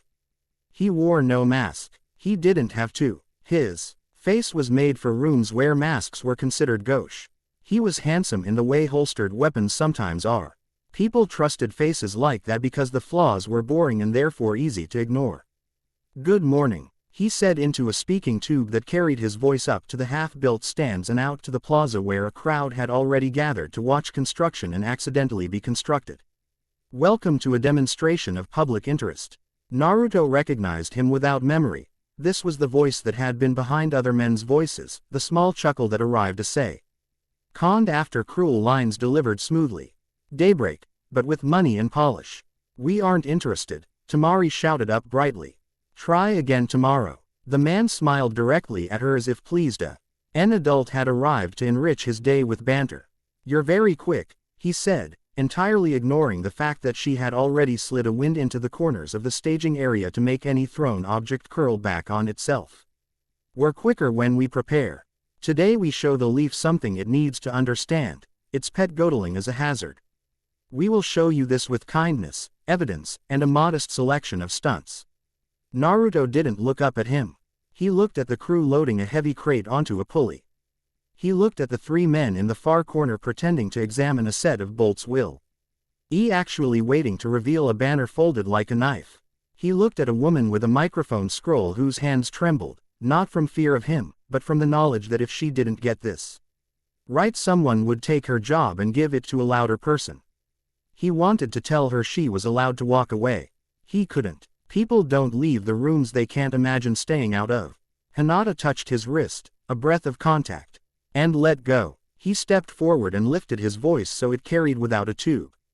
Everyone who doesn't want to be in a fight, he called, please stand where the light hits your feet. It was such a stupid instruction it short-circuited ordinary panic. People looked down, found the stripes of sun, and stepped into them because following a rule that had no clear downside felt like a safe joke. In the stands, several workers moved into the light and blinked at their own compliance. Tamari smirked. Shien's mouth tipped up. Tenten's bell net caught on too. Scaffold legs and made them sing the same note Hinata's bow blade made when it was happy. The man's smile thinned. You're charming, he said. That works on small children and elderly neighbors. Toda, why you will see what happens when charm meets truth. Truth doesn't carry a marketing team, Karen muttered. Get off the stage, clipboard. The man gestured. The crate on the pulley rose. The front panel dropped open. A figure stood inside. Thin, pale, a little unfamiliar in the way a face is when a man has decided to become a brand. Silver hair combed to exact angles. Eyes too bright. Clothes He tried very hard to be robes and armor simultaneously. When he spoke, the air around the words tightened. Return what was stolen from the moon, Tonari said. The crowd went still with the particular hush of people recognizing a new type of fear they hadn't catalogued yet. The man with the tube, Daybreak's current mouth, spread his hands, generous. Our guest, he said. A guardian of the sky. Tonari didn't look at him. He looked at Naruto like a man might look at a lock. Annoyed, focused, convinced the right tool would finish the conversation. Heir, he said. You carry what belongs. You consort with impurity. You let a demon breath make friends with the small. You need better verbs, Naruto said, and several workers gasped because backtalk to gods was either blasphemy or refreshing ND. They weren't sure which one they liked more. Hinata stepped a half-pace closer to him. Tamari spun her fan until it hummed. Shien's fingers brushed the lunar glass-wrapped shard in her pack, and it shivered like a coin getting ready to be used in a machine. Karen's shoulders squared and the area around the Daybreak cameraman became, in a sense invisible to anyone but her, a dangerous place to stand. The man with the tube smiled wider, as if everyone doing what they liked were part of his plan. Kin citizens, he said. Observe. When the child of a god and a demon is asked to be reasonable, watch how he refuses. We will protect you from the truth you are about to see. Naruto felt the way the arena's dirt wanted him to stand and how the stands wanted him to excuse himself and how the Seve Rawl dozen ordinary people wanted him to not make today a story their grandchildren would be told in a voice their grandchildren wouldn't trust. He took a step. Let's make some space, he told the dirt. The dirt obliged. Tonari lifted his hand. Light gathered, not dramatic, just heavy, the way a very clean room can be heavy when you realize who owns it. It formed a beam as casual as an afternoon. It came for Naruto with the inevitability of a sentence carried by someone convinced they are finally using the right words. Naruto didn't flare the mark. He didn't flash the veil like a pennant. He put his wrist, Tenten's small plate, into the beam's path and pressed sideways, not away. The light wasn't a thing and it wasn't a blade. It was a tension solidified. He asked it to notice the scaffolds on Tonari's left instead. It tried. It fought. It went where it was asked because the easier path had been carved for it already by a woman with wind and a priestess with rude prayers. The beams scrape the scaffold's edge and split into two thinner beams, which Tamari curved up and away with a small twist of wrist and a small smirk that said, "Good trick, here's mine." Workers blinked. One muttered, "Huh," reverently. Naruto took his second step, and the arena's wide mouth watched him. He spoke without raising his voice. "You don't get to tell my people who I am," he said to Tonari. "I don't either. We show them. We show them until they don't need a man with a tube to make them feel safe explaining what happened." Tonari's face did not move. "What if stolen must return? What if the thing you stole wasn't yours either?" Naruto asked, genuinely curious. "What if your word for pure means small and scared, and you think fear is a virtue because it looks tidy?" There was a murmur. It wasn't applause. It felt like a stone rolled in a hand, heavier or lighter depending on the angle. The man with the tube tried to seize the moment. "Observe the demon's rhetoric," he said. Tamari yawned in a way precise enough to be a strategy. Hinata's hand lifted. She pulsed a ripple, not at Tonari, at the man's speaking tube. The ripple kissed the mouth of it. The tube forgot how to carry words and let them fall like glass marbles into the dust, each syllable a separate failed leap. The crowd laughed. It was the relieved sound of a building choosing not to be a courtroom. Tonari did not laugh. He moved, quick, a pivot that suggested the light had learned judo, and struck again. Naruto moved with him, not countering, redirecting. The glass thread net Tenten had strung sang. Karen whispered, "Left," and Hinata obliged, guiding half the beam into the open sky where it harmed only clouds. The fight became a conversation that the village could see itself inside of. Force met with redirection, spectacle shown how to sit down and behave. Big words reduced by small mercies. Daybreak's cameraman tried to swing angles to make Naruto a blur and Tonari a statue. Temari's side wind pushed cloth just enough to make every frame messy. It didn't last long. These moments never did. They needed to end before people could decide they were bored. Tonari raised his hand for something larger. Shion stepped in and spoke 3 syllables that made even Temari's hair still. The lunar glass in her pack throbbed. Naruto saw the cost waiting in the bowl he hadn't chosen yet. He shook his head. Shion shook hers back. Not yet. He didn't take the moon's full favor. He took the more ordinary power of being alive in a place that had decided to keep him. He ran. A cliff step carried him up the side of a pillar and along a beam. He dropped into Tonari's range not like a challenge but like a reminder that bodies had edges and you couldn't legislate your way around that. He put his palm on Tonari's wrist. He pressed sideways. "Go home," he said. Not unkind. For a split second, Naruto felt the shape of Tonari's loneliness, the crisp edges of it, the way he arranged it on a shelf and dusted it because it made him feel pure. He wanted to say, "You're allowed to put that down." He didn't get to. Daybreak had timed the interruption beautifully. The banner in the corner snapped open. A painting of Naruto, wrong eyes, wrong mouth, unfurled with the speed of a laugh. The man with the tube's assistant began reading words that were designed to taste true to people who needed to nap. Around the arena's lip, small b. Oxus threw up images of Naruto breaking things he had never touched, edited clean as the man's hair. For a heartbeat, the crowd swayed toward fear. Hinata stepped into a strip of light without moving her feet. The moment settled around her. She was not doing anything. She was not saying anything. She was breathing in and out. The ripple from her bow blade spread, tiny, precise, skimming the ground. At ankle height, reminding bodies where their weight was. People who had started to lean away found themselves standing again, wondering why their backs had stopped hurting. Tenten's bells sang. Tamar. I lifted her fan and set 3 hats on 3 faces that had been glowering. The hats were meant for dust.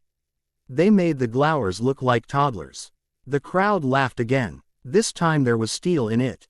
Karen pointed a finger at the speaking assistant. "He lies," she said loudly, and because the word came out of a mouth that didn't sound like it asked for approval much, the crowd listened. "He smells like a man who thinks apologies are for poor people." A worker on a beam yelled, "She's right. He made me sign a paper and then told me paper isn't food." It was the kind of testimonial no propaganda team survives. Daybreak blinked. The man gestured a cut sign. The images juddered and stopped. The banner sagged. The assistant made a grab at his dignity and missed. Tonari's attention faltered, just for a breath. Naruto could have driven a strike into that crack and ended it roughly. He didn't. He used the crack to make space and stepped back, giving the moment its small victory instead of turning it into a bigger war. "It isn't you I have a problem with," Naruto said, not stage voice now, just voice. "It's the way you talk about the world." Tonari looked at him like a man who didn't want to be granted humanity in front of a crowd. "Then come to the place where the world is arranged properly," he said, brittle. "Come to the moon." Later, Naruto said, "We have wood to nail here." Something in Tonari's face tightened, then grew smooth. He stepped back into his crate like a gentleman getting into a car that had always waited at the curb. The crate closed. The man with the tube smiled the way faces smile when their owners have decided to claim victory by inventing a game they hadn't been playing. "Thank you for your attention," he said into the speaking tube, which managed to carry the words this time because Hinata had let it. "We will be back with more truth. Dawn doesn't ask permission. Learn to be polite," Temari trilled, sweet as a knife made of sugar. The crowd started breathing again. The workers went back to work the way workers do, which is to say with more competence than anyone had paid them for. People drifted. The man with the tube drifted also, shadow ed by other men who had opinions about next time. The boxes with images folded themselves into nothing and regretted not being important for a few minutes longer. Naruto stood in the middle of the arena and felt his pulse settle. He looked up at the section of sky he'd asked when to carry a beam through and wondered if the sky minded being used. He looked down at the dirt that had held him and decided to bring water to it later. For the principle of the thing. He looked around to the people who had made the morning not become a riot, and, without speeches, without vows, decided he would keep choosing them. Shion joined him, the shard back in its wrap. "They'll try again," she said. "Of course," he said. "Men like that are very persistent. They have to be. There's nothing else there." Temari snorted. "There's hair," she said. "And small towels." Tenten jogged up, cheeks flushed with useful work. "Your gear likes you," she told Hinata, preening lightly. "It behaved." "It did," Hinata said. Tone soft and proud in a way that made Tenten's ears pink. Karen looked around at faces. Workers, Shinobi, Shion, Temari, the way a person looks at a table they have pulled a chair up to and aren't sure if they will stay. "I'm leaving," she announced. "Okay," Naruto said. He didn't make the mistake of asking her to reconsider. He did make the choice to say, "We'll be a certain amount of distance away some of the time. If you need to find us." She rolled her eyes at him because she needed to, and then her mouth softened. "I'll find you when you get useful in more annoying ways," she said, and left with her hands in her pockets. Shoulders not looking as alone as they had downstairs. They climbed the stands to where the councilman had been pretending not to be interested. Danzo was not there. He didn't need to be. His opinion was, collars help, and people who refuse them need collars with different names. Tsunade wasn't there either. She had already written 3 letters and shouted at 2 people without raising her voice. Naruto stared at the empty section where the council usually sat and tried to imagine them as neighbors. It made his head hurt. He pictured the dye-yard boy instead. The way he had blinked in the lantern light and believed Hinata because she had offered her voice like a place to rest. The headache eased. "Tonight," Shion said, eyes on the long shadow of the arena ribs as the sun took a step. "We work on the shrine's locks. Tomorrow we go up." "Up?" Temari asked. Shion glanced at her, then back at Naruto. "The ruins above," she said. "The moon's door. If men are coming down to us with invitations, we should check the guest list." Naruto felt the bowl of water again, its patient, arithmetic hunger. He felt the mark's slow approval of any plan that required him to break things in clean lines. He looked at Hinata, who met his eyes without trying to choose for him. He looked at Temari, who grinned like a person already tasting thin air.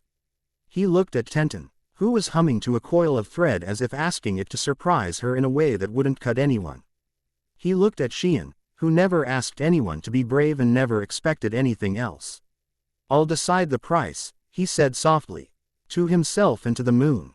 "I won't let you choose it for me." He headed for the exit tunnel, and his friends fell into step. The arena watched them go with the neuter, all interest of a room that had seen things and would see them again. Outside, Konoha rolled back into itself, a big animal putting one paw in front of the other, stubbornly alive. As they passed through the south gate, a boy with a fishing pole failed once more at whistling, then succeeded, the note unexpectedly sweet and piercing. Temari applauded. Tenten whooped. Hinata laughed with her mouth's corner. Shion didn't smile, but the air around her felt less stern. Naruto didn't look back at the arena. He knew what it looked like. He thought, instead, about the strip of light he had asked people to stand in. And how a stupid instruction had made a small safety happen. He thought about how often that would be the work. He thought about the moon, which did not love, and Konoha, which did, and decided that between the two he had enough.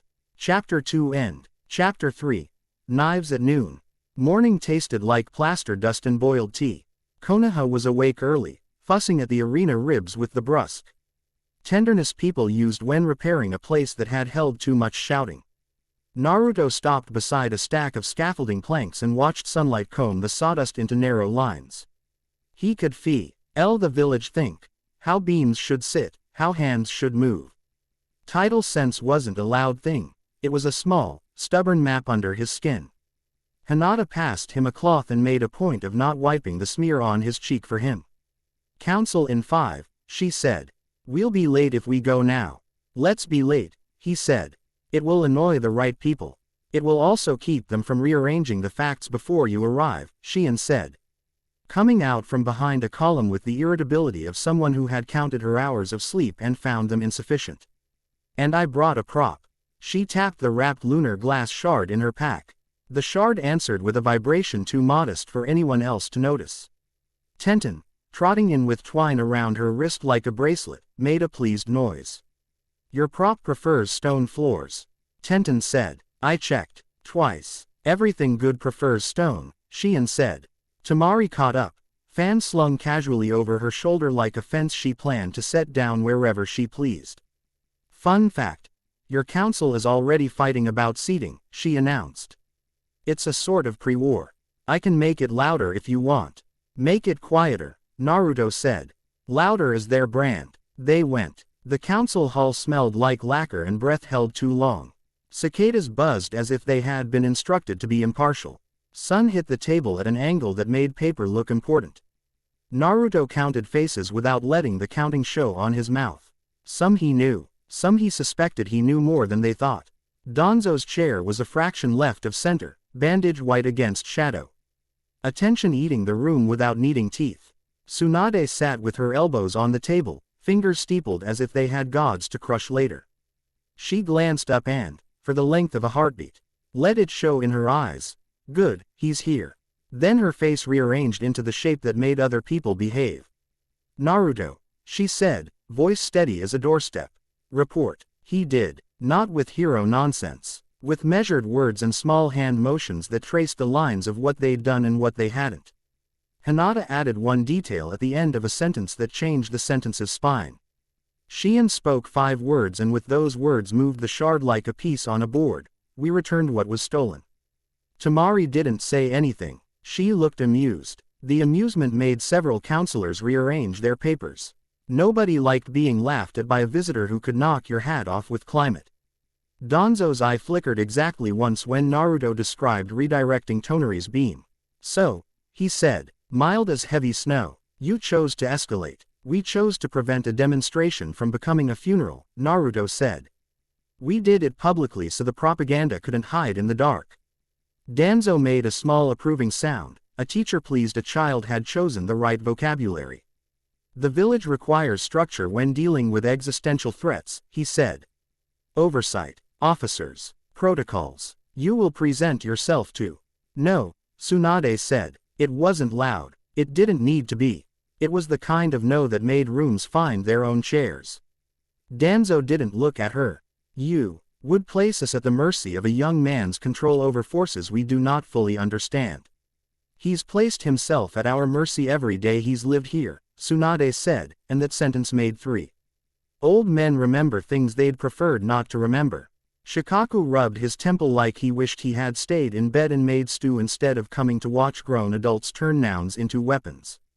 What's the outcome you want today, Danzo? He asked. Say it clean. Containment, Danzo said, until we understand the full extent of the inheritances. The pause before the last word sat on the table like a roach. Containment is a kind word for leash, Tamari murmured. Two counselors startled, having forgotten she was not a wall decoration. Shion unslung her pack and set the wrapped shard on the floor beside her chair. The stone under it hummed in quiet recognition. The moon's property, she said, crisp. Under shrine protection. You may request access. You may not requisition it. We could requisition you, muttered a counselor who had never requisitioned anything heavier than stationery. Try, Shion said without turning her head. She didn't put heat into it. The lack of heat did the job. Danzo's glance clicked to Naruto like a latch. I'm not your enemy, he said, sincerely, which was true in the way a flood isn't your enemy until it finds your door. I am the village's old habit of survival. We do not survive without choosing who carries risk. Naruto could feel the pull, how easy it would be to bite, to perform indignation and let that performance be used against him later.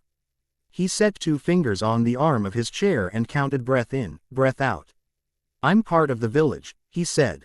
Not a problem to be solved for it. And I want what you want. People alive and unafraid. I won't give you my neck to prove it. A murmur. Not quite approval, not quite disapproval. More like the room shrugging and deciding to keep watching. A junior councilwoman in glasses Naruto KNE.W only is the one who brought oranges to meetings cleared her throat. There's also an external communication, she said, tapping a scroll as if apologizing to it. Delivered at sunrise to the watch P.O.S.T.S. and, she grimaced, nailed to the south gate. Tsunade flicked fingers. Read. The councilwoman swallowed. To the heir and his keepers, she began, and already 3 counselors had chosen a position on the word keepers and were rehearsing their faces. Return what was stolen or witness the purity descent. In 7 days' time, the moon will take back its tide from a world that squandered it. Those who stand between will be spared the sorrow of living to see the aftermath. Signed, Toneri, guardian of, she stopped reading. Well, more titles than I care to say out loud. Someone laughed, high and short. Another someone made the small grown people make when they realize a thing they don't like is also not going to resolve itself. Danzo's fingers stilled on the arm of his chair. He had planned for enemies with knives. He disliked plans that involved celestial metaphors. Shion's knuckles whitened on the shard's cloth. 7 days, she said under her breath. Arrogant, but not unthinkable. The wards have been failing in places where people like to pretend wards aren't work. Purity descent, Tsunade asked. A ritual that severs influence, Shion said. It would not erase the moon. It would make our waters move like they did before people told stories to them. No tides, no pull. Farmers, healers, midwives, she flicked a glance at Hinata, shinobi. Everything we do is a conversation with the world. He intends to hang up the phone. And starve people while calling it cleansing, Tamari said. A classic. A knock at the hall doors cut the air. Baruka poked his head in, eyes apologetic. Sorry, he said. The arena crew needs a decision about whether to pause the rebuild until, the apocalypse passes. This afternoon, Tsunade said, rubbing her brow. We'll make an announcement. Tell them to keep their hats on. She looked at Naruto. The answer is no to containment, she said. But you don't get to be everywhere. Choose where you will be, and make that choice matter. Rooftops, Naruto said, and scaffolds, and places where someone can stand in light because I asked them to. Tsunade's mouth twitched. That last thing was a dumb instruction that worked, she said.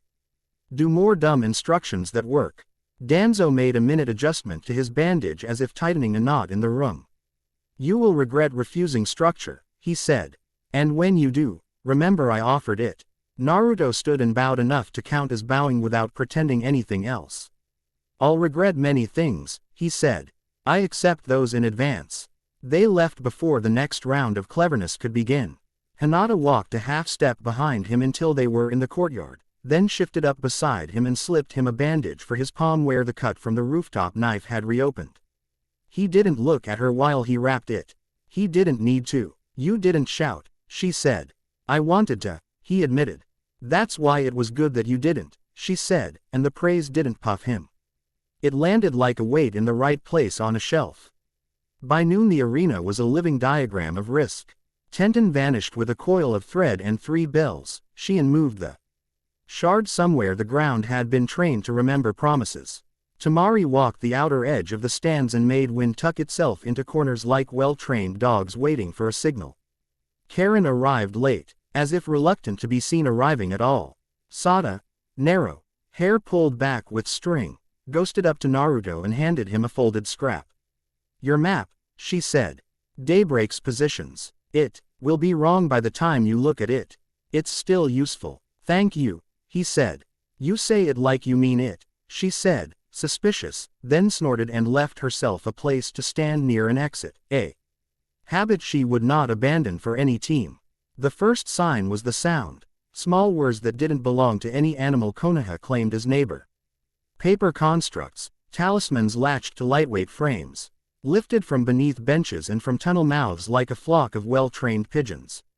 They didn't carry weapons. They carried glass eyes that fed images to screens unrolling from boxes on scaffold rails. The pictures they sent were edited to love panic. Temari's wind nudged them and they skewed, but not enough. Daybreak palmed a crowd like a street trick. Civilians, workers, shinobi not currently on assignment, all flowing into that ready hush that follows a voice speaking at you through a device. Hinata's hand closed around her bow blade. Sheehan's lips moved, not prayer, not curse. Naruto. Oh, listened for the tide under the noise and found it. The room wanted to behave if someone asked it to. Light, he called, not loud. People looked down at their feet, found their sun stripes, and PPED into them, smiling in spite of themselves. The swallow of panic paused. Tenten's bells sang once. Karen pointed without even opening her eyes. Right rail, she said.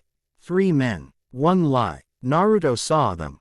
Not masked, but washed until their faces looked like nothing, the kind of men paid to seem like other men. He tagged them with a glance, then let them go. He had bigger things to catch.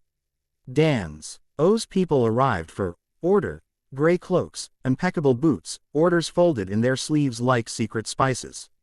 The lead one had the polite smile of a man whose job was to keep you from walking where you were going. Uzumaki Naruto, he said. By directive of the council, you will come with us for protective containment until the situation stabilizes. The crowd turned like flowers.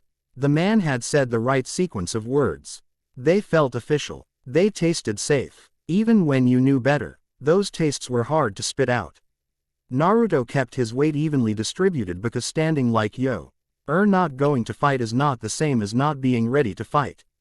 No, he said. The man's smile did not change. This is not optional. Then you won't like my option, Naruto said. Before the man could do the next bit, the hand on the elbow, the performative escort, Sheehan stepped between them, not touching anybody. The shrine's air is under shrine protection when carrying shrine property, she said, crisp as the edge of a leaf. We do not honor your paper with leashes. This is Konoha, the man said. He glanced at Danzo's empty chair as if it could back him from across town. Your cult protocols don't hold. You're on my floor, Sheehan said. Reader's note. It does not like you. Tamari, from a beam above them, leaned on her fan and called down, sweet as a sugar knife, boys, if you want to fight, try the corner where I already put cushions. Something mean flared in the man's eyes. He shifted, not to grab Naruto, but to signal. 3 cloaks moved. Hinata's stance widened a fraction. Naruto breathed and didn't let the mark uncurl. If he put red heat into this it would burn the wrong people first. Kakashi's ahem came from nowhere and everywhere at once. He strolled out of a tunnel, book in hand like a prop to show he could walk and read and interrupt a coup at the same time. Tsunade sends her regrets, he said, all politeness. She says if anyone touches my student today, she will turn the council hall into a training field for brawling toddlers. The lead cloak calculated, not the fight, the optics. The cameraman had turned. Civilians watched, feeling their bodies for new stories to tell the evening pot. The cloak smiled, not at Kakashi, but for the crowd. Of course, he said. We'll be near. For the village's safety. He stepped back like a man giving a polite dance floor back to the couple who were clearly the evening's main attraction. Slippery, Tamari muttered. Oil on good shoes. Hinata let out a breath she'd held so long it made her lightheaded. Naruto caught her elbow, steadying her without making contact into a confession. She brushed her sleeve against his wrist, the smallest exchange, then lifted the bow blade and set her palm to the strut. If they try to walk him anywhere, she said, quiet enough that only he heard, I will make their legs forget how. Please do, he said, and smiled like a man being told a joke that made sense mostly because of who was telling it. The whistle that started the set piece wasn't a sound, it was a feeling, the way rooms get when someone has decided to put on a show and spent money on it. The screens flashed white, the paper drone swung as one, and a voice rolled out, Daybreak's smooth mouth again, riding a wave of civic concern. Citizens, he said mildly. You saw the demonstration earlier. Today will show you the other side. What happens when such forces lose control? Not to frighten you, to inform. Liars always pledge not to frighten, Karen said. It's how they keep you polite while they sharpen. Boxes under the railings popped, throwing up thin poles with discs like coins at the top. The discs hummed, air thickened. Tenton hissed and flung a thread. It wrapped a pole and yanked it half a degree. The humming missed a note and turned into something less obedient. Hinata's ripple flowed out across the floor. For a moment the whole arena felt like it remembered what the ground was for. People who had started to panic stepped back into themselves and blinked. The screens reshaped images.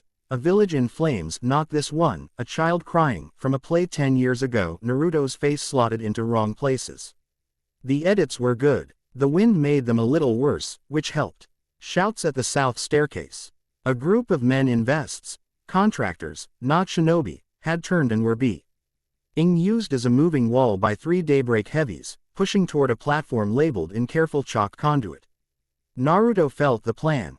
Cause a panic, steer civilians into a kill box, blame the demon C. Hild for the stampede that follows when he intervenes too hard. Left, Karen said. Left, left, left.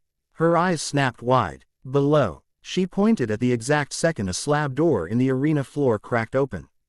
2 more daybreak agents rose like grease through soup, carrying rods etched in bright lines. The rods made onlooker fear heavier, easier to carry away. Naruto didn't try to stop everything. He went at one thing and trusted the others.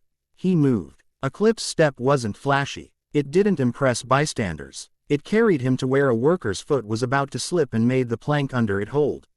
And then to the rod carrier's flank, where he put his gauntleted palm into the man's ribs and pressed just wrong enough to make him remember gravity.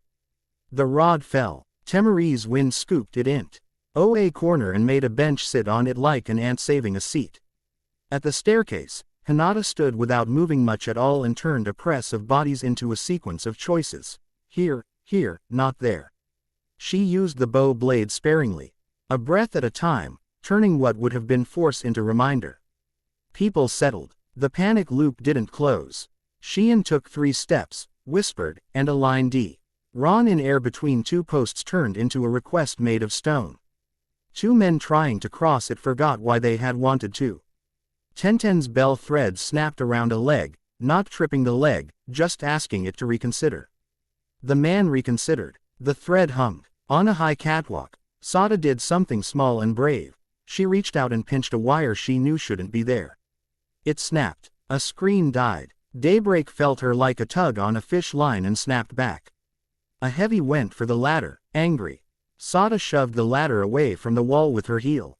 It fell with a bang that made 3H.E.A.D.'s turn and a bunch of hearts beat weirdly for a second. The heavy swore and went around, and by the time he got there Karen was waiting with a smile like a razor's shadow. Donzo's cloaks, frustrated, changed tactics. If they could unleash the problem boy quietly, they'd demonstrate how unruly he was publicly. 2 dropped from an upper rail, easy, professional, intent on helping. 2 obviously, hands out to secure Hinata. 2. Support, Shein away from the action. Kakashi slid in like fog and touched both wrists with a mild little hello. The cloaks hesitated exactly a heartbeat too long, in which Temeri's wind rearranged their feet into 4 directions not conducive to walking forward. They remeasured the optics and chose retreat again, oiled. The set piece shifted. Daybreak faltered, recalibrated. The voice in the screens grew brisk. Observe how unpredictability endangers you, it intoned. Observe how even trained shinobi must scramble to manage the fluctuations. Fluctuate this, Temari said, and sent a whip of air to knock down 2 poles at once. The hum cut off, and with it the little hook that had been pulling at people's fear. Toneri's entrance had no crate this time. He simply arrived, light congealing into a man halfway up the stands, robes neat, eyes like ice backlit. The crowd swayed. He raised his hand and didn't point it at the village. He pointed it at the sky. Return what was stolen, he said. And the moon moved in the daylight. No eclipse. Not a trick. A tug. Small. Wrong. People felt it in their teeth. Water jugs in the hands of sellers whispered against their clay. The river beyond the walls hiccuped, a ripple climbing the bank and then sucking back like someone ashamed of laughing in the wrong place. Hey, Naruto said quietly, not to Toneri, not to anyone. No, he didn't have a ritual. He had a stubborn body and a floor that liked him. He stepped forward, and the arena stepped with him.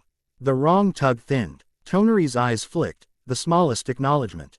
He held his hand up, palm flat, and the wrongness paused like a dog reconsidering whether it knew its name. Shien's voice came low and sure beside him. You may not sever the tide, she said. You may only sever your invitation to tea. Toneri finally looked at her, and it was the look of a man who has always paid servants to die for his arguments and is vaguely distressed when someone declines. You stand with impurity, he said. I stand with floors, Shien said. And people who are messy on purpose instead of as an excuse. He moved, not a leant, brutal, for the first time. Light sharpened at his fingertips. It had a point to make and no patience left for metaphors. Naruto met it not with the mark but with the memory of his palm on a table in a classroom, being told to stop fidgeting. He put that steadiness into his hand and pushed sideways. The light broke like a rule taught to a teenager who had a better idea. It slammed through a scaffolding joint that had been poorly tightened and dropped a catwalk 6 inches with a shriek of metal. A worker yelped and grabbed a rope. Temeri's wind hit the sag in time to turn it into a swing instead of a fall. Naruto was already moving, gauntlets ready to make forward motion be sideways where it would bruise less. Karen's voice was suddenly in his ear, close though she was far. Behind you, she said. Below. Someone is going to make this personal. Naruto turned in time to see Danzo's lead cloak coming for him with a restraint cord and a face arranged into concern. For your safety, the man said, and meant for my plan. He didn't want to hit a man who wore his own village's sigil. He also didn't want a cord on his wrists while Toneri tried to drop a tide on a city. He did one of Kiba's ugly little ankle taps, and let the man kiss the dirt with enough force to forget a plan, then kept walking like a person who had no interest in justifying unnecessary rudeness. Cameras, Tenten yelled. They're about to. She didn't have to finish. The screens brightened, and a new symbol appeared, not the wrong crescent of daybreak but a sun like a crown with too many points. The man with the smooth voice didn't speak. A different man did, and he didn't need a tube. I am a Makage, he said, as if declaring the weather. The name wasn't a name, it was a job description that had decided to be a person. His face was not on the screen. Light shaped itself into the suggestion of shoulders and a helm like a disc too bright to look at. Daybreak's mouthpieces looked suddenly provincial. The dawn will cleanse, a Makage said. Not by fire, by order. A world with single edges. No tides to pull people askew. No gods to hoard favor. No demon to sing under the floorboards when children sleep. His voice was calm. It would have been easier if he had froth. He sounded like a man making schedules. 7 days, he said. The purity descent begins. Deliver the stolen crown to the moon's true custodian. Surrender those born of impurity to oversight, and those who shelter them to correction. Or be corrected. Temari threw her head back and laughed. It wasn't a brave laugh. It was a rude one. It made 3 workers near her laugh too. It made something in the air hiccup. You're not funny, a Makage said, which made him sound suddenly human for 1 syllable. Then the light shape snapped out. Daybreak's screens died, And the paper drones fell like sad leaves. The crowd remained. The wrong ripple remained. Toneri remained. He looked, for the first time, unsure of his role. Amakage had stepped on his lines. He urged himself to make a grand last statement. Naruto didn't let him. He stepped forward and spoke quiet enough that Toneri had to look at him to hear. "I'll come," he said. "To your door. Not today. Not crawling. Bring your best words. Leave your friends who like making rules out of rooms they don't live in." Toneri's mouth tightened. It wasn't annoyance. It was the grief of a zealot who has met a man who refuses to be his villain. "You will come," he said, which was a promise for himself more than a threat. He vanished. Silence. Somebody clapped. It was the fox mask storyteller. He did it like a bit, arms high, ridiculous. It turned into real applause because people needed to do something with their hands. It wasn't a cheer. It was the sound of a room saying, "We saw that and we're not going." Gita let anyone else write it first later. Danzo's cloaks withdrew, smooth as hooks sliding out of fabric. Kakashi looked at Naruto over his book and nodded once. Tsunade's runner arrived, panting, "WITH a note. Don't leave the village alone." She had underlined "don't" 6 times. They dispersed. Civilians went to lunch. Workers checked their lines. Tenten rolled her threads like a content cat. Karen sat on a bench, elbows on knees, trying to pretend she hadn't been shaking a minute ago. Hinata leaned her shoulder into Naruto's for a breath, then stepped away before the breath turned into a scene. They regrouped beneath a section of scaffolding with a good view and bad acoustics. The plank smelled like old sweat and pine. Temari flopped down, fanning herself idly. "So, new god on the block." "Not a god," Shion said. "A man who found a light and decided it would look better on his head." "He feeds daybreak," Karen said. "Money, toys, posture. And a deadline," Tenten said. 7 days is the kind of number that makes ambitious men do stupid things faster. Hinata's mouth was a careful line. "The shrine's locks," she asked Shion. "We fix what we can," Shion said. "Tonight. Then we go up. The door won't wait for polite scheduling." "The blood moon right," Naruto said quietly. All of them turned, the way people do when someone speaks the title of a thing that sounded like a myth until it didn't. Naruto had not decided to say the words out loud. He had decided not to lie by omission. Shion's eyes softened a fraction. "If we want the crown," she said, "and not just a shard, we pay. A memory, a thing he leans on." She tilted her head at Naruto. "He gets to choose." Temari whistled low. "Expensive." "It isn't expensive for other people," Shion said. "That's why it works. Sacrifice always looks cheap to bystanders." Naruto rubbed his thumb over the bandage on his palm. He thought of the night he had given himself permission to be sad and useful at the same time. He thought of being 11 and being told by a teacher with a soft voice that he didn't have to be a punchline to belong in the room. He thought of Hinata's hand, warm and not claiming. "What would you give?" Temari asked, not mean, genuinely curious. "My certainty that I am alone when I make hard choices," he said, before he had decided to say anything at all. Hinata's breath caught. She didn't object. She didn't argue. She let the words stand like a guest. "That memory feeds you," Shion said, clinical and kind. "If you give it, it will hurt, and the hurt will be quiet." "I know," Naruto said. "You don't have to," Hinata said. "I don't," he agreed. "But I might, if it helps me stand in the right place at the right time and not break people while I'm there." They let the subject sit. Not because it was too big to touch. Because it deserved not to be pawed. Afternoon. The arena emptied of spectacle and filled with labor. The scaffolds creaked in their honest way. Naruto helped a worker haul a beam. E-man grunted thanks and didn't ask for a signature. Karen slipped away like a cat looking for a friend-shaped sun patch. Tenten vanished to her workshop. Temari found a high place to nap with one eye open. Shion went to the shrine to argue with stones. Hinata found Naruto by the water stand on the north side. She held out a roll of gauze. "You're bleeding again." "It's a hobby," he said. He let her wrap his hand. She did it with practiced fingers, no fuss, not trying for intimacy, making it anyway. "Tell me the part that scared you," she said. He almost said, "all of it." He said, "There was a Second, when the mark liked the idea of pushing back very hard. Both at once. And you didn't, she said. I didn't, he said. She tucked the end of the gauze just so, nodded to herself as if she'd be checking her own work and found it acceptable. Then keep making the hard choice. You make it sound simple, he said. I know, she said. That's why I say it. To help your brain when it wants to. Make it complicated to get out of doing it. He grinned, kick and reel. Thank you, he said.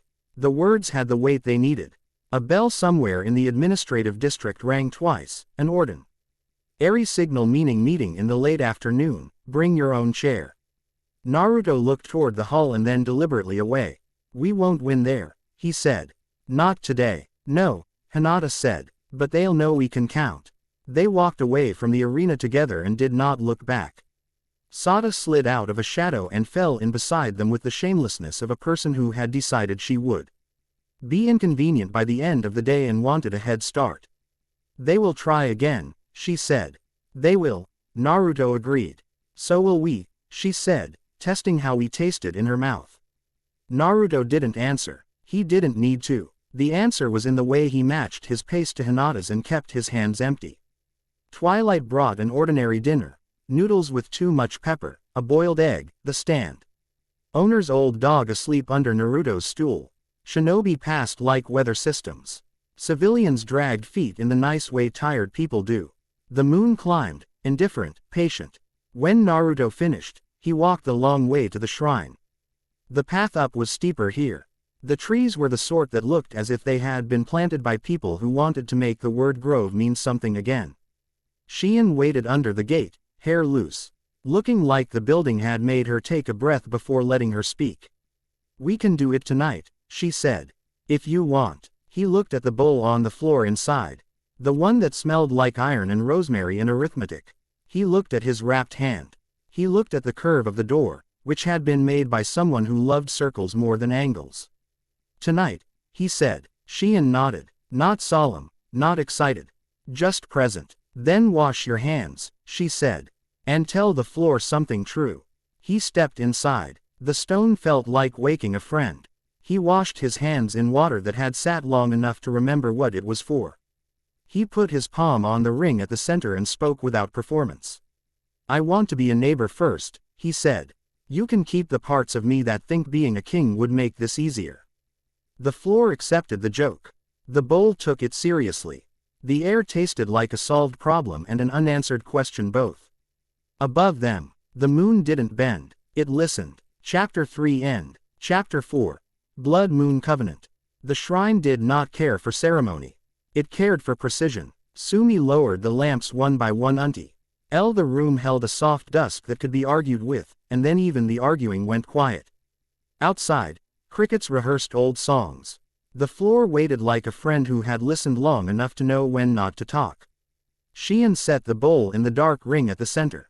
The water looked ordinary. Naruto could feel the arithmetic living under the surface, polite as a bill on a table. Say it, Shion murmured. He washed his hands again anyway. He dried them on a cloth that had been mended thrice and decided he liked things that were built to be mended. Then he knelt, palms on his thighs, and let he breathed out of his lungs like he was handing his name to a river and trusting it to give it back. I'll pay, he said to the bowl, and the bowl heard the part he didn't say out loud, but I choose the currency. Shion touched his eyelids with her thumb. It was not a blessing. It was a check. You remember what it will take. He nodded. He had thought about it all afternoon, in small pieces between small tasks. Letting the notion grow edges. There was a memory he saw often enough to mistake it for the shape of himself, the long hallway where he had learned to pretend he wasn't waiting for anyone to come for him. It had taught him how to survive and poisoned most rooms he walked into with the expectation that he was still alone. He put the pads of his fingers on the rim of the bowl and pressed until the bone found marble. I offer my loneliness, he said softly.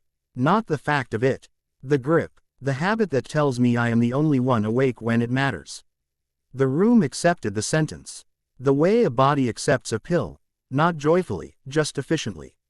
The water turned the color of tea left out in the rain. Hinata watched with her hands at her sides, fingers straight, as if any movement might count as trying to help with a thing that couldn't be shared. Careful, Shion said, to the room more than to him. He needs the lesson, not the ache. Naruto bent and breathed across the bowl, and the surface took his breath and laid it flat. The world didn't fold, it turned, a slow hinge. He saw the hallway once, a long rectangle of dusk and waxed floors. It stepped backward, 2 paces, like a person asked politely to leave. The feeling that had come with it, pride at not needing anyone, the brittle triumph of making dinner alone, slipped through his fingers and didn't fight him as much as he had expected. He felt it go, and behind it something unclenched. He opened his eyes and found the floor under him true. He also found the room smaller in a way that didn't hurt. Hinata was the same distance away and somehow closer. Shion was frowning, not at him but at the bowl, as if daring it to be greedy. It wasn't. The water cleared to a pretty nothing. There, Shion said, almost relieved. He won't notice yet. He will later. It will be quiet. She turned to the lunar glass shard. And now we ask for the rest. The shard didn't hover or glow. It made a tone like a rim of crystal.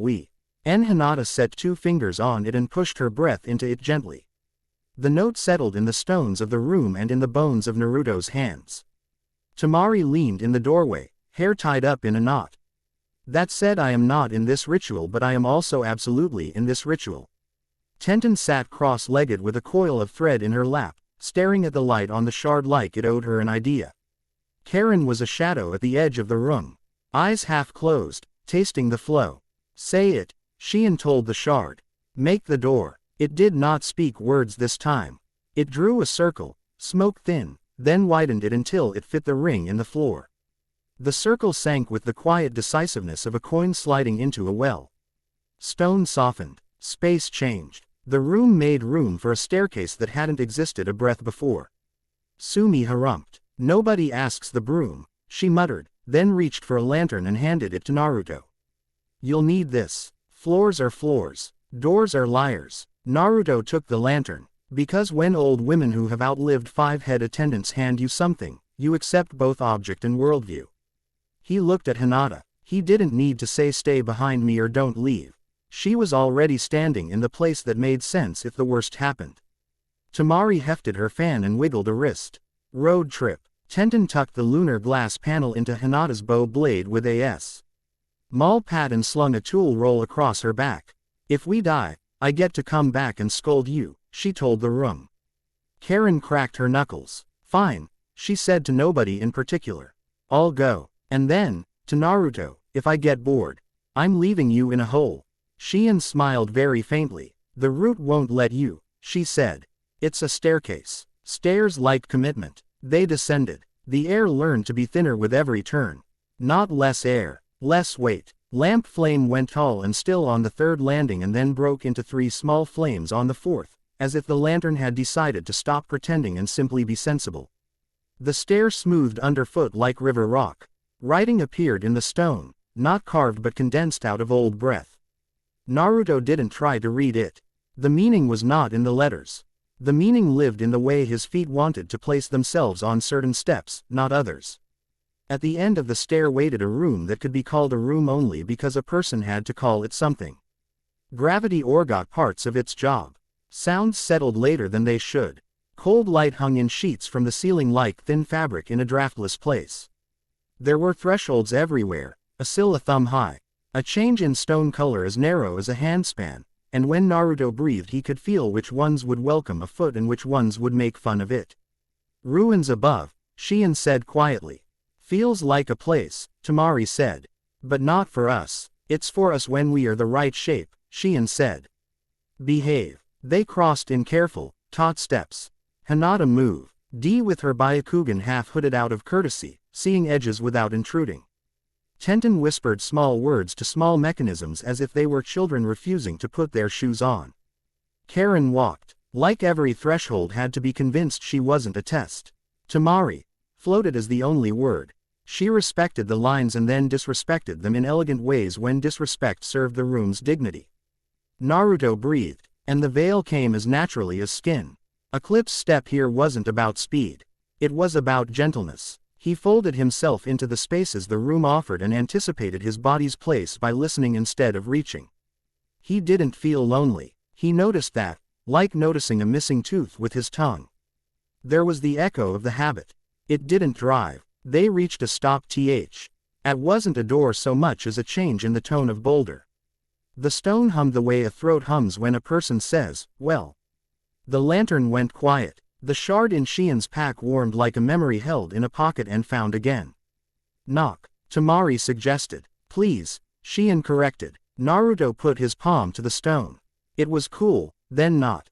He did not try to be impressive. He did not think about the word heir. He thought about a boy in the dye yard, a plant in a terracotta pot, Hinata's hand, Tsunade's steady stare, Kakashi's, Sumi's broom. The stone turned under his hand the way a purrs. On turns because you spoke in a tone they prefer. The door, now it was a door, slid open. Beyond lay a bridge with no sides hung across an air that was not air. Beneath it, the suggestion of white, dust, cloud. The light smelled faintly of minerals and old water. At the bridge's end a platform carried a structure that might have been an altar before people learned the word altar and began misusing it. Atop it stood Tonari. He did not flare. He did not pose. He looked tired and crystalline, a statue with a man behind it who had slept poorly for 10 years. The sight made Naruto want to be gentler in a way he distrusted. He kept walking. You came, Tonari said. It wasn't triumph. He sounded almost offended that he'd been believed. We said we would, Naruto said. Hinata did not bow. She stood at Naruto's shoulder and let Tonari see the geometry of her presence. Protective, yes, but not of a pet. He glanced at her and looked away quickly, as if looking longer would make him answer questions he had arranged to never ask. Shien took the cloth off the shard and set it on the threshold stone. The moons, she said. Kept by thieves. Returned by people you insulted. Tonari's mouth tightened. You return it and keep the impurity. He said. People, Shien corrected softly. Use that word. Tamari strolled forward 3 paces, then stopped, feeling for a wind in a place that did not need one. Tenten's eyes went up to the roof arches that had no join lines.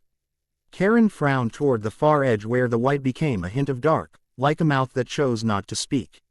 Naruto walked onto the bridge. The stone underfoot did not wobble. It moved, a slow give like the deck of a ship reminding you the sea has opinions. He wasn't afraid of falling. He was aware that pride would be punished here in a way he would not enjoy. He set his heel down exactly and let the toes follow, as if putting his name on a paper he was proud to sign. Return what was stolen, Tonari said, but he didn't reach. He looked at Naruto's hand. Then at the shard, then at the edge of the platform where the white dropped away. Heir, he added finally, like a concession. Words are easier than doors, Naruto said. This one opened first because we paid. What did you pay? Tonari blinked, as if no one had ever asked him in that tone. The moon took my fear, he said after a beat, proud and a little hollow. I offered it as a hindrance. It was accepted. That explains a lot, Tamari muttered. Congratulations, Shien said, absolutely unkind. You made cruelty easier. Tonari's jaw tightened. Fear weakens. Purity requires. Hinata tilted her head, a millimeter, and it made Tonari cut off mid-sentence the way even gods do when someone makes them feel boring. She didn't speak. She looked at the bridge. Tonari followed her look despite himself and frowned at the place where a seam misbehaved. We came to fix something, Naruto said. Not to argue. He stepped onto the platform. The veil lifted around him without his asking. The mark's heat remained a steady ember. Tonari lifted his hand in caution that pretended to be threat. Light gathered. Naruto thought of the catwalk and the bell in the wall. Why the beam had wanted to be told where to go. He also thought about the crowd and the habit he had given away. He chose to keep his hand down. Fight me, Tonari said, bone-white composure cracking around the vowels. No, Naruto said. Work with me. Tonari flinched, as if Naruto had stepped uninvited into a private room and rearranged the furniture correctly. I don't work with impurity, Tonari said, automatic. Then work with the floor, Shien said tartly. It likes not falling. The platform was not falling. It was, however, sagging at a place where old ritual had been used as a lever to pry at many doors that did not need opening. Naruto knelt and laid his palm flat, then the other palm, a shinobi kneel turned into a craftsman's pose. The stone hummed like a throat trying to remember a song. May I? Hinata asked. Please, he said. She knelt opposite him, bow blade set across her thighs. She set 2 fingers to the lunar glass panel and pulsed. Tiny, precise, not at enemies but along the floor's bad seam. The ripple moved as if following a dotted line. Tenten leaned in and slipped a thread through the ripple and tightened, not to bind but to teach the crack to be a straight line again. Tamari breathed quiet wind across the platform to keep the stale air from pooling in corners. Karen's eyes narrowed. Right, she said. There's a wrong hum. Tonari watched the Wei Pei. Opal can't help watching when a set of skills they have never respected becomes suddenly as solid as stone in front of them. He had learned a dozen ways to break beautiful things. He had learned very few ways to fix them while leaving them beautiful. You can help, Naruto said without looking up. Tonari stood as if the suggestion had pushed him. He reached toward the shard like a man expecting it to bite. It did not. It just sang a little in a key that matched the scar along his palm. He raised his hand, fingers flat, and finally spoke the old words that were not about purity but about maintenance. The platform lifted a hair and stopped complaining. There, Shion murmured, satisfied. Now we can argue. Tonari lowered his hand. Something in him was less brittle. When he looked at Naruto again, there was more man in the look and less priest. You paid, Tonari said. I heard it. The door listens to prices. Naruto shrugged one shoulder. A habit I didn't like. It will try and grow back. I will tell it no.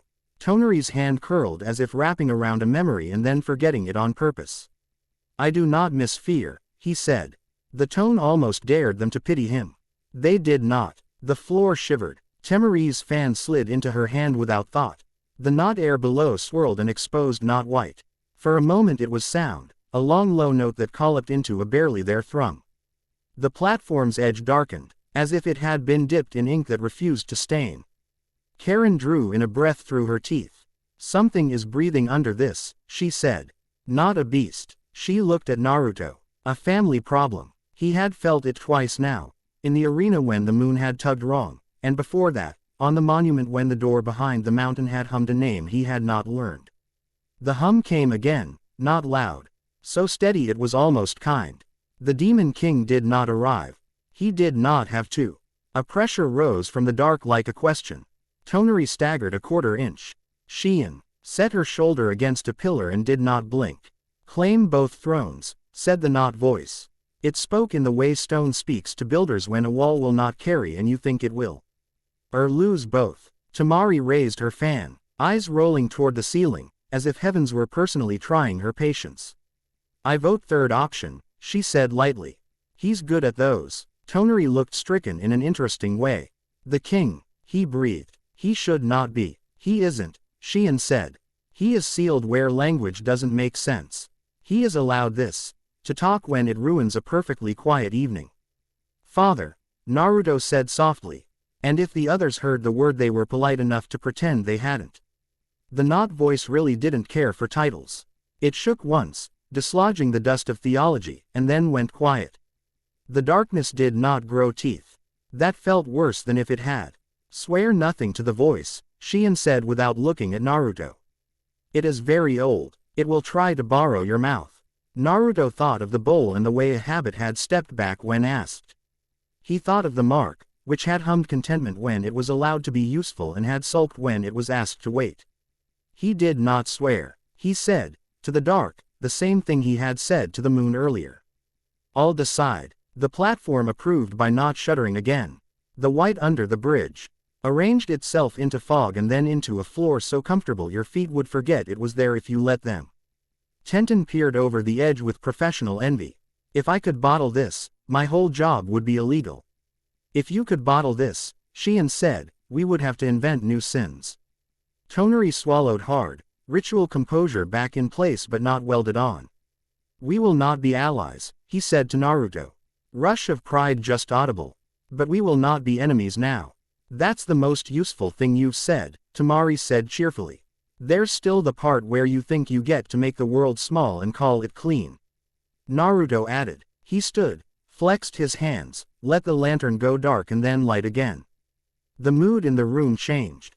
The air unbristled. "That's when we'll argue again."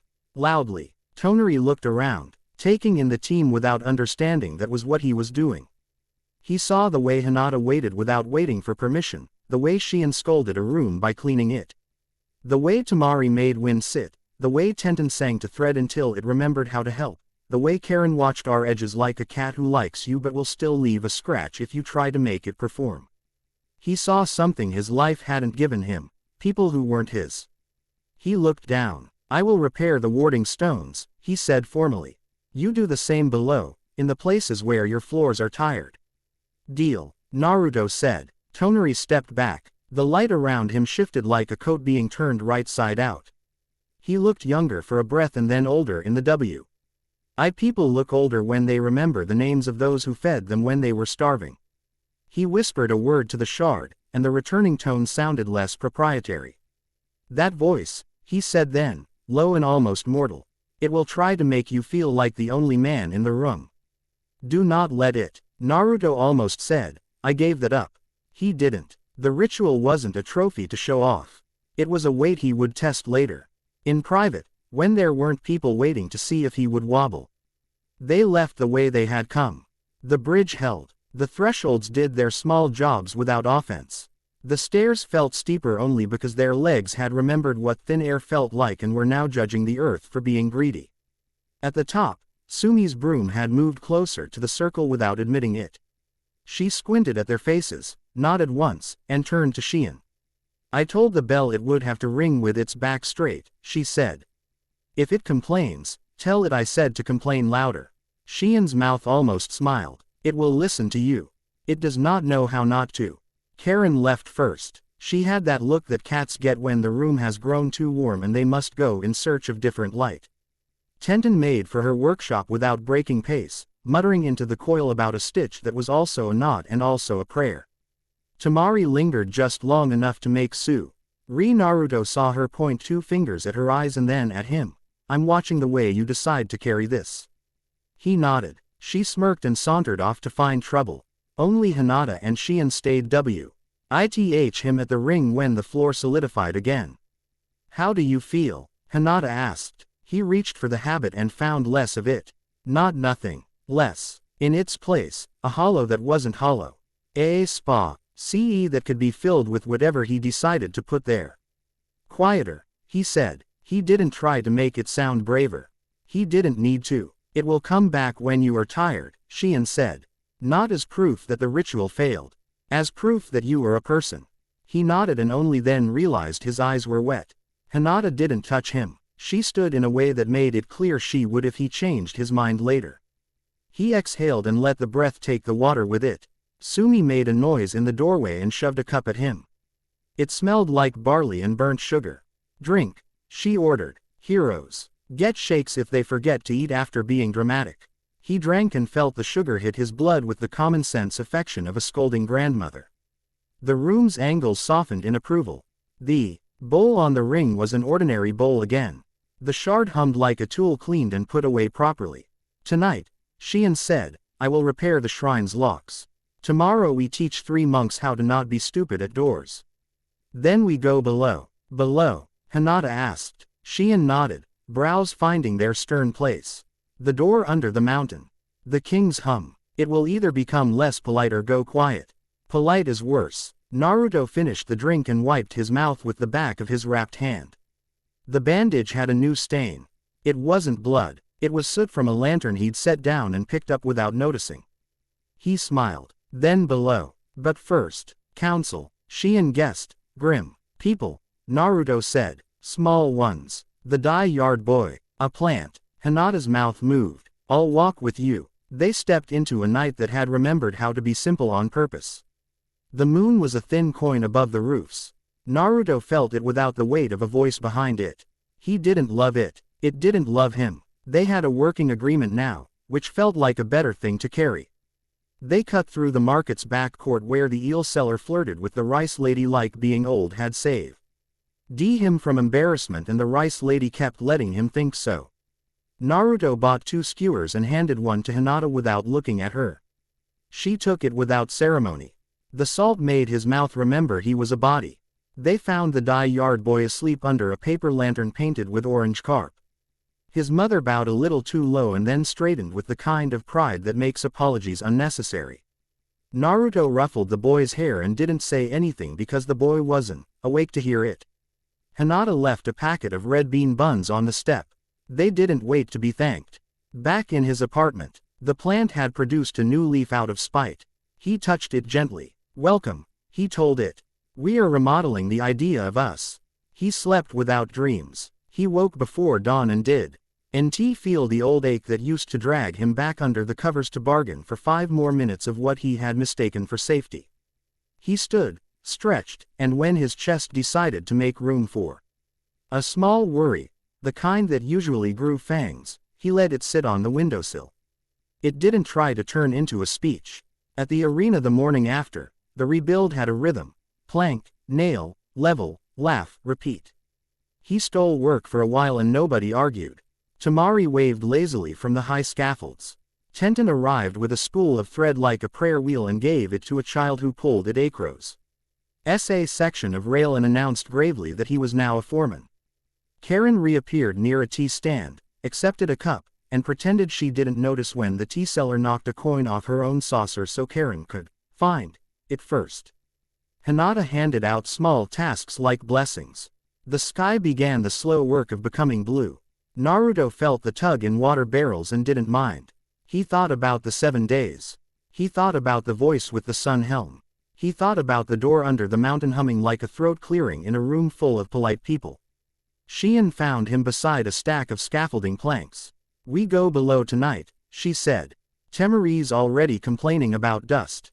Tenten says she can make the dust work for her. Karen says she won't go if the walls smell like monks." He began. "I'm coming," Hinata said. "Already there." "Good," he said, and realized the part of him that would have tensed to make room for the weight of being alone did not rise. Not vanishing. Quieter. A space, not a hole. Kakashi ambled up with a paper bag. "Rice balls," he said. "Tsunade says to tell you her patience has a budget and you are making the numbers interesting." He handed over the bag. "Also she says, do not give away pieces of yourself without a receipt." Naruto grinned. "I'll get her a stamp." Kakashi tilted his head in that way that meant he was proud and hiding it because it made him itchy. "Make receipts," he said. "And write on them who you're doing this with." He looked at the 5 of them. 6 now, if you counted Sada skulking near a post pretending not to listen, which they did, and he nodded. "With," he said. The word fit without the old splinter. The day moved. The village chose to be alive in small, petty, excellent ways. Daybreak's pamphlets rust, led under carts and failed to find hands. The Fox Mask storyteller added a new bit about a man who tried to outlaw tides and had his soup knock off his spoon as a result. Children practiced standing and stripes of light just because they liked the trick. Dusk brought wind with the smell of stone and something older. Naruto felt it in his teeth like the beginning of a storm and smiled without meanness. He looked at his friends. They nodded, not solemn. "Under the mountain then," Tamari said, pushing her fan onto her shoulder like a flag. "Let's go tell someone very old that he doesn't get to schedule us." They went. The stair down from the Hokage monument felt different from the one at the shrine, less polite, more municipal. It had been cut by men in a hurry under orders to be careful. The air cooled. The light went from lantern gold to a thin steady gray. A seal block stopped the path. Shion bent, set her hand to it, and asked it to mind its elders. It did. Beneath, the door lived. You could call it stone. You could call it old chakra, layered. You could call it history being stubborn. The hum was louder here, not sound, a pressure creamy and deep. It pressed not from the door but from the choice of it. Kagome knots of seal script climbed its edges the way ivy finds cracks. It had the irregular beauty of a thing held together by people who weren't artists and were too tired to pretend to be. Karen winced as if her teeth hurt. He's awake in the way a person is when they've decided to pretend sleep until guests leave, she said. We are not guests, Shion said. Tamari spat a hair out of her mouth and gave the door a look that would have made a lesser door rethink its life. We're neighbors, she said. Introduce yourself. Hinata went very still, the still that preceded motion. He thinks he's making the choices, she said in a low voice that was not frightened. We will make one small choice before him. Which? Naruto asked. Where to stand, she said simply. They spread without talking. Temari left.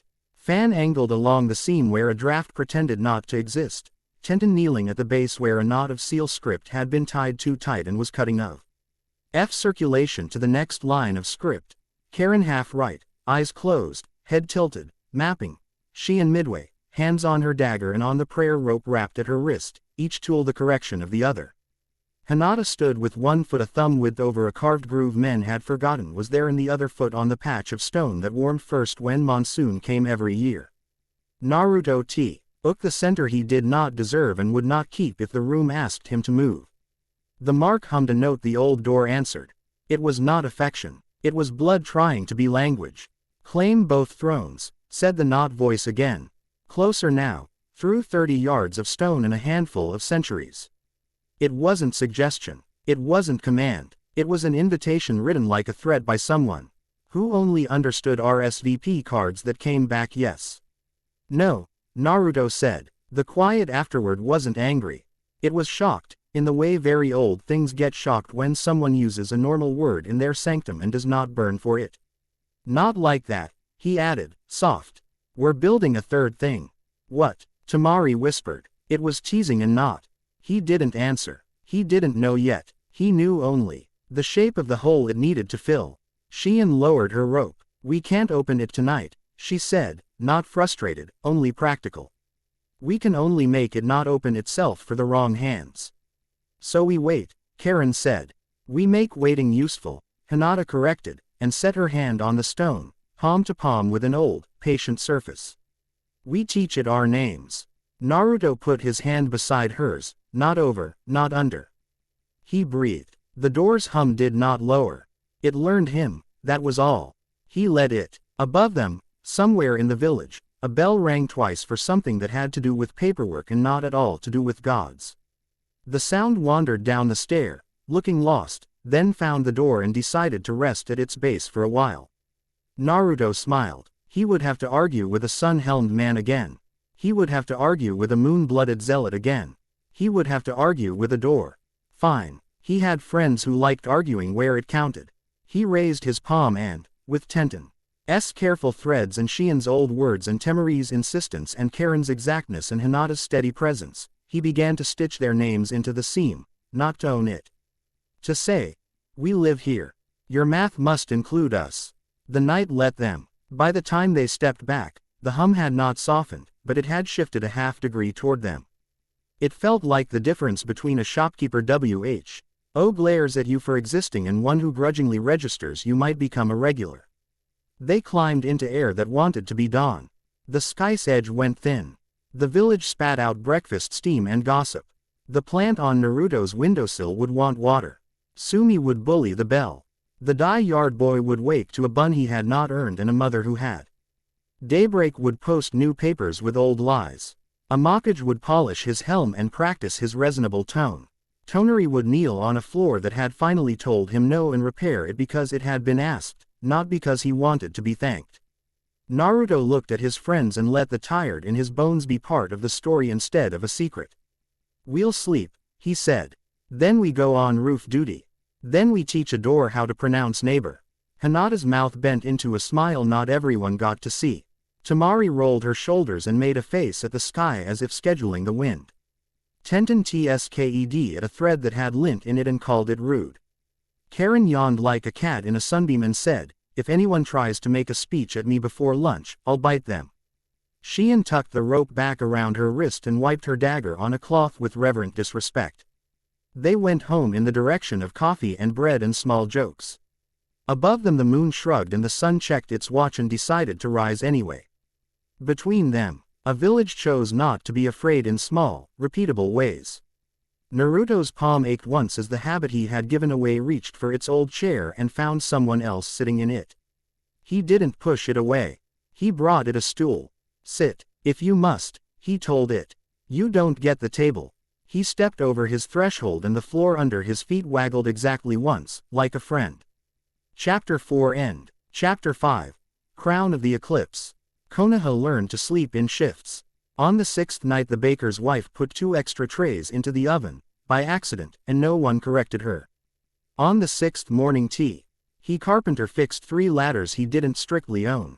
On the 6th afternoon the fox mask storyteller tried a new joke and it didn't land and he kept it anyway because not every evening could be a triumph. People passed one another cups and rope and news without the drama of heroes, and the village began to hum in a key that made Panic forget its lines. Naruto moved through it without announcing himself. He tightened bolts on scaffold joints, carried planks, walked roofs and boundary walls with his hands in his pockets so no one would think he was checking if they were safe, even though he was. The habit he'd given away kept reaching for the old chair in his chest. He kept setting out a stool for it and asking it to sit quietly. That worked better than fighting. Tenten took over an empty storehouse and turned it into a light-filled den where metal and thread remembered they were useful. Shion commandeered the long table at the back, spread scrolls and ritual inkstones over it, then argued with them until they behaved. Together, they made something elegant and rude. Eclipse seals, Tenten said, flicking a square of treated paper until it sang. They don't block light, they teach it manners. Shion added a loop of script along the edge. And they remember the name of the person they're protecting. Tenten made a face of delighted disgust. You're disgusting, she told the seal, and smoothed the last stroke. Wear this, she told Naruto, sticking one against the inside of his collarbone with a decisive pat. And give these to anyone you intend to keep whole. They gave one to Kakashi, who looked at it and sighed as if he'd been given homework he secretly wanted. They gave one to Tsunade, who pretended to dislike the poetry in the corner and slipped it inside her sleeve. They gave one to the boy with the fishing pole, who tried to whistle and finally succeeded, then stuck the seal onto his mother's scarf and scowled at anyone who looked like they might argue. Tamari drilled wind through alleyways and squares, teaching the air to turn itself into corridors if people needed to run and end in courtyards if people needed to stop.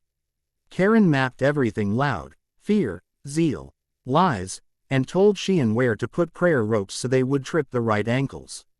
On the 7th morning just before dawn the day felt like a held breath. Naruto stood on a rooftop near the Aren, and watched light pool under the eaves. Hinata joined him with tea that steamed the way fog rises from a river when it remembers a promise. She handed him a cup and looked east where a cloud edge had sharp ideas. Today, she said. Today, he agreed. She took a long drink and smiled without softness. We still get to decide how. Tsunade did not make a speech. She walked the construction yard with a stack of paper tucked under one arm and told the foreman that if anyone wanted to run they would not be shamed for it and if anyone wanted to stay they would not be made into brave examples against their will.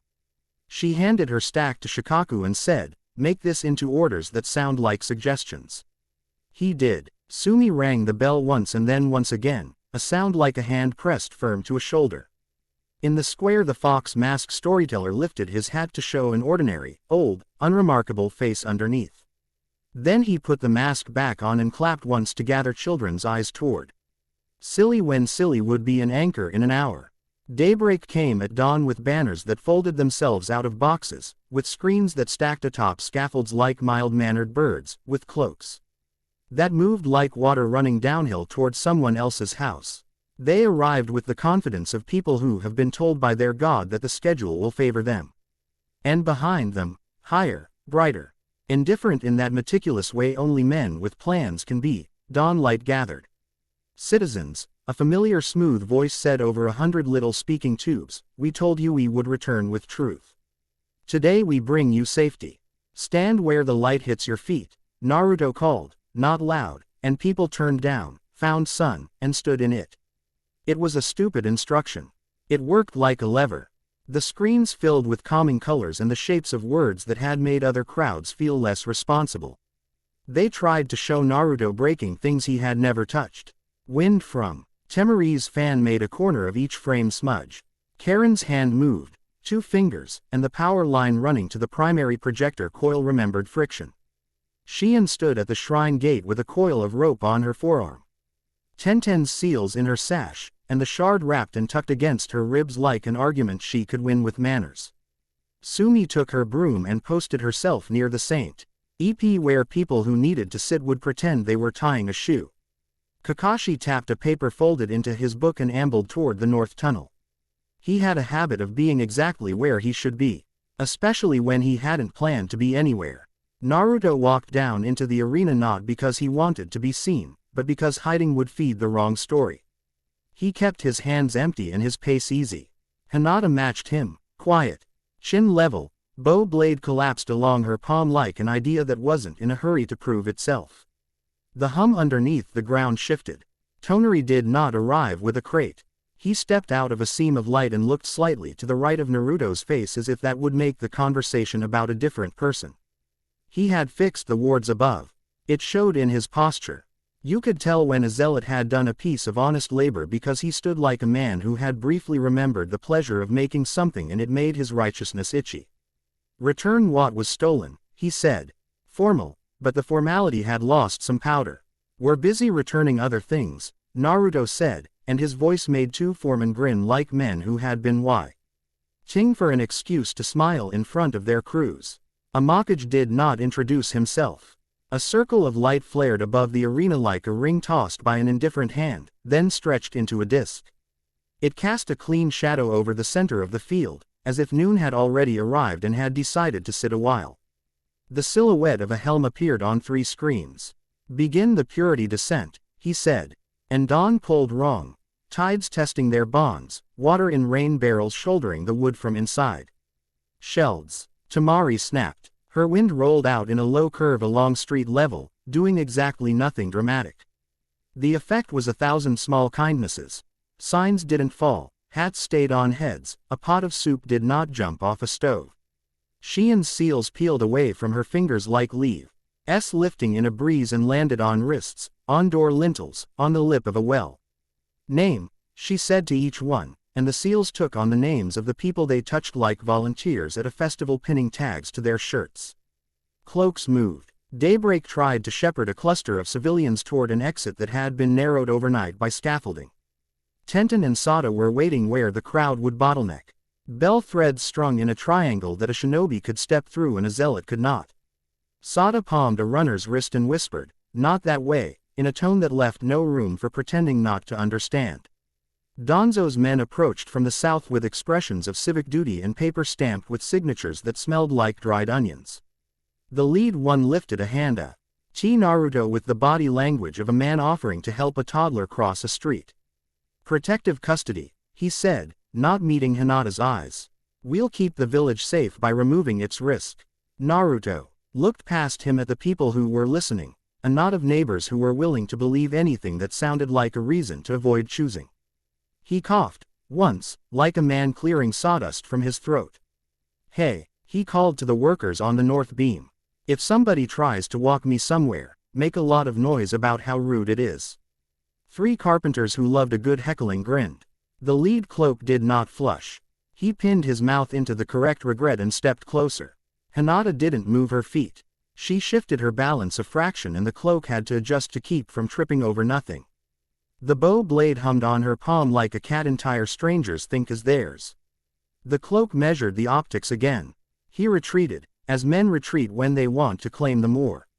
High ground by surrendering a battle they can't win. The ground went tight. Naruto felt it like a muscle before a sprint. Daybreak lines broke out of alleys and carriage houses, moving not like an army but like probabilities finally allowed to exist in the same room. They had been waiting for the cue to make everyone else's panic their rhythm section. Amakage's light swelled a degree. The moon tugged in the teeth. Tenten hissed a curse that sounded like gratitude at a knot that held. Shien flung 2 seals and a handful of rice with more reverence than a scroll. Now, Temari said, and her wind rose. It didn't blow hard. It chose edges and carried ribboned drafts down the lanes Daybreak had planned for their stampede. The clever funnels they'd set to turn the village into a chute spat people into open courtyards instead. On rooftops, 3 sand shinobi Temari had chivied into Konoha overnight. Brown cloaks, hair full of grit and grace, raised their hands and split wind into smaller kindnesses. Karen pointed with her whole face. Left, behind the crate, he has the thing that makes fear feel like safety and safety feel like obedience. Naruto went sideways. A clip's step took him Through a seam under a half-made stand and out near a stack of crates where a man in a clean shirt and the wrong shoes was bending over a small box like a priest over incense. Naruto reached in, not at the man, at the wire, and pulled. The box coughed itself off. The man lunged. Naruto turned his gauntlets and redirected his wrist into the dirt as if it had always been going there. "Lie down," Naruto said kindly. "Do nothing." The man did not know how to do nothing. He tried to invent a useful posture and ended up looking like a piece of furniture that didn't match the rest of the room. He gave up and lay down. Stage 2, Tamari said. The wind shoved upward, a gentle arrogance. Skyways. Far above the arena, beams of slow light formed causeways. Lunar glass echoes Tonari had coaxed into stand. Ding as bridges between roofs and scaffold towers. They gleamed like ice that wanted to be walked on. Amakage's disc brightened in approval, as if saying yes, do climb to me, do make this a theater, I always wanted to be center stage. Shion touched the shard in her sash. It sang. He won't get to be the only light, she said. They went up. Hinata led with her Byakugan half-hooded again, respectful. Karen kept murmuring angles. Tenten left a bell at each new landing, attached to a thread no one could see. Temari's wind held the edges of the bridges steady just enough that a stumble would turn into an adjustment instead of a fall. Naruto did not hurry. He did not dramatize. He shaped air and light into available ground. Of the people who had stayed, none wanted to die. That was good. Drama kills more than swords. The men in cloaks followed at a distance, faith in leverage waning. Tsunade stood at the lower gate with arms folded and a face that had run out of time for certain categories of foolishness. Kakashi read and didn't. At the third bridge the first of Amakage's soldiers appeared, don-helmed, faces washed clean of doubt. They carried rods that hummed truth like a weapon. Not filters, not screens, for once, not optics. A field spread from the discs at their wrists, and for a moment the pressure felt like honesty. You are outnumbered, you will fail, you will break the thing you claim to love. Rude, Tamari said, and set a crosswind that broke the edge of the field into fray. Truth unbraided is just small facts with no power to boss you. Hinata lifted the bow blade and pulsed. The disc of air that jumped forward didn't hit a man. It hit the space next to his heel and reminded his ankle about balance. He wobbled and stepped through his own field. It kissed him, and in that exact second, because the field made you unable to pretend, he realized he didn't want to be here. He sat down and cried. His friend knelt next to him, not to comfort, just to share the humiliation. Hinata's ripple touched them again. Quiet, and they breathed like men who would later say they'd been spared and only mean it. Tenten's thread caught another rod, not to yank, just to tell the device it was being watched. It shut up. Good boy, she said, and looped the thread around a post and on. They reached the last span. Above the arena the disc had become a citadel of light. It wasn't architecture. It was an argument built with straight lines and too much confidence. Amakage's silhouette waited in its center. Shoulders, helm, the idea of a man without the distraction of a face. Daybreak. Axe screens had stopped pretending to be neutral. They showed frames calculated to make anything you did look like an accident and anything he did look like nature. Naruto walked onto the platform alone. Not because he liked the shape of that story, but because the bridge would only carry one weight at a time without sulking. The mark warmed. Steady, hopeful. The moon veil rose, unshowy. You ignored my schedule, Amakage said. He sounded mildly inconvenienced, like a city official whose meeting had been bumped. You're late to town, Naruto said. We already have bad habits. You have tides, Amakage said. Tides make people sentimental. We will correct this. You'll make a world that behaves for you, Naruto said. We're interested in one that behaves for us. Amakage's shoulders did not move. His helm did not tilt. He sounded amused. Us. Very democratic. It is, Naruto said simply, and the screens caught his mouth and turned it into a joke and the crowd on the ground did not laugh, because jokes need permission. Amakage gestured. Light bent. It didn't lance. It came as a sheet that pressed, as if someone had decided to iron a handful of houses flat. Sideways, Naruto breathed, to himself, to the gauntlets. To whatever remembered the lesson. He put his hands up and angled the incoming truth. Note away. Across. The sheet slid. It crawled along the curve Tamari had layered in the air. It broke on a bell thread Tenten had tied to nothing and made the nothing ring as if it were proud of having been part of this. Amakaj made a small, disdainful sound. Clever shinobi tricks, he said. We make factories that build light. You swat at it. Come down, Naruto said, and I'll teach you how to hold a broom. Tamari whooped from the next platform. Hinata's breath made a so. That might have been laughter if she allowed herself breath to waste on laughter right now. Shien's quiet reached his shoulders. I am here, I am not going to touch this, but I am not going away. Amakaj moved the light. The floor under Naruto tilted with it, sleek, unfair. Naruto stepped into the tilt and turned it a half-degree too far, and the field's own arrogance made it trip. He took the opening and didn't take it too far. Because every opening on a day like this is also a way to fall. Neighbors, he said to the light itself.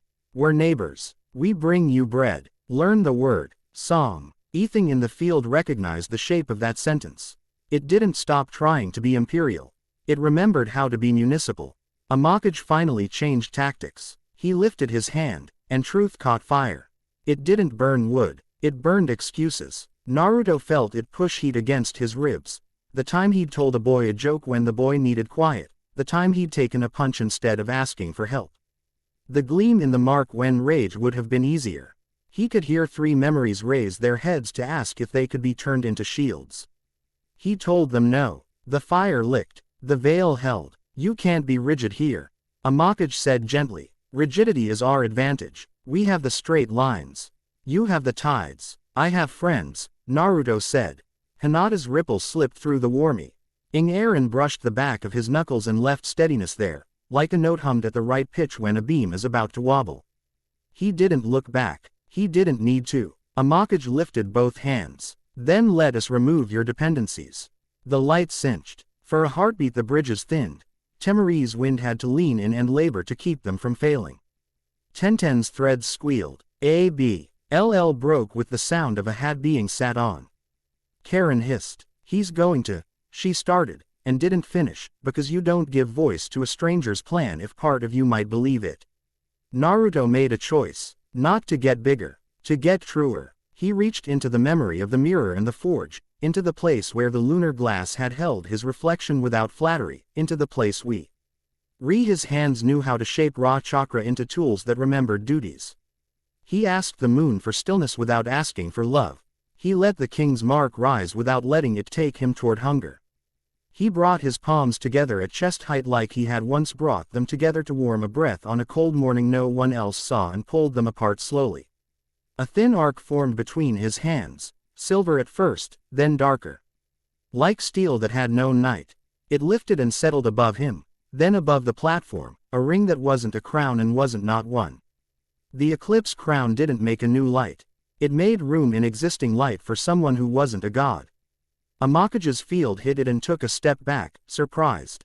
Then the field did what fields do, it tested. The crown flexed like a beam over a wide room. The pressure passed through it and came out on the other side less interested in being perfect. The cost arrived with the utility. Naruto felt it like a hole in his pocket where he'd wanted to hide. Sin Eater woke in the blood and offered a deal. Give me what he throws and I will make it be nothing. I will take what is meant for roofs and bones and turn it into a story you will not have to carry. He took a piece, not all. He let the crown drink the rest and fracture. It cracked the way ice cracks, with a note so clean you feel it in your teeth. A line shot across the arc and split into 2. The ring held shape only because he asked it to and the asking cost. The part he took went into the place where the habit he'd sacrificed had lived. For a heartbeat mercy dulled. He looked at the men in cloaks and saw only leverage, at the zealots and saw only target practice, at Tonari's helpless collars and saw only raw material. The mark purred, pleased, it liked when things resolved. Hinata's hand touched his wrist. That was all. Her palm, the quiet weight of it. It smelled like tea and salt and the oil she used to keep her hands from cracking in winter. It didn't fight the urge to make simple things cruel. It didn't plead. It reminded him of the harder choice he'd already said he would make 1,000 times and keep making again. Here, she said, as if handing him a nail. This one. He breathed and put the chosen nail where it belonged. The last beam hit. The crown bowed and sprang back and broke into 3 pieces that hovered a moment longer than physics had any right to allow. Then dropped like metal rings onto cobblestone somewhere. People would later pick them up and argue about whether to make wind chimes. Amakage's voice went quiet, not silenced, thinking. He had not expected someone to build a room inside his light. You are an annoyance, he said finally. You are also irrelevant. My schedule remains. Schedules are only as good as the people who keep them, Naruto said. We decided to be inconvenient. He didn't charge. He didn't reach. He walked forward. The knot floor under his feet tried to be clever. He was patient. He put one weight down, then the other. Like a man carrying a sleeping child in a house with too many toys left on the floor. Amakage fired the last, ugliest thing he had, a terminal flare that would turn all that truth into something you couldn't breathe around. No heat, no smoke, just absence, the kind of correction that leaves nothing wrong and nothing right. Naruto took it. It wasn't heroic. It was the math. That made sense. He could make this bathroom of light smaller in himself and let the crown bear the leftover. Sin Eater swallowed. He felt himself go hollow where anger was supposed to live and felt. The dangerous ease that followed. The ease that says hurting equals fixing if you smile while you do it. He almost wanted to grin at the cleanliness of that lie. He didn't. He held the flare until it bled from his palms as light. Then fed the rest into the breaking crown and let it shatter. The platform bucked. Amakage's helm turned a degree. Interesting, he said. It wasn't praise. It was a note in a ledger. Your meeting is over, Naruto said. Go home. Deliver the crown, Amakage replied, tone perfectly level. Surrender the impure to oversight. No, Naruto said. Amakage didn't leave. He vanished. There was no drama. The disc thinned. Daylight stepped into itself like someone walking into a room without wanting to make a scene, and the humming in the rain barrels diminished to ordinary water remembering to be humble. Toneri stood on the lower platform with his hand on the bridge where it had wanted to break. He looked older again in the right way, tired and useful. He met Naruto's eyes and inclined his head the way a man might show respect to a stone that refused to move and made a wall better because of it. Repair with me, Shion said to him without ornament. I will, he said, without fighting the pronoun. The crowd did not cheer. They breathed. It sounded like the first fence post hammered straight after a storm. The fox mask storyteller took his hat off and fanned himself. Tsunade closed her eyes briefly and then opened them and began writing orders on 3 different kinds of paper at once.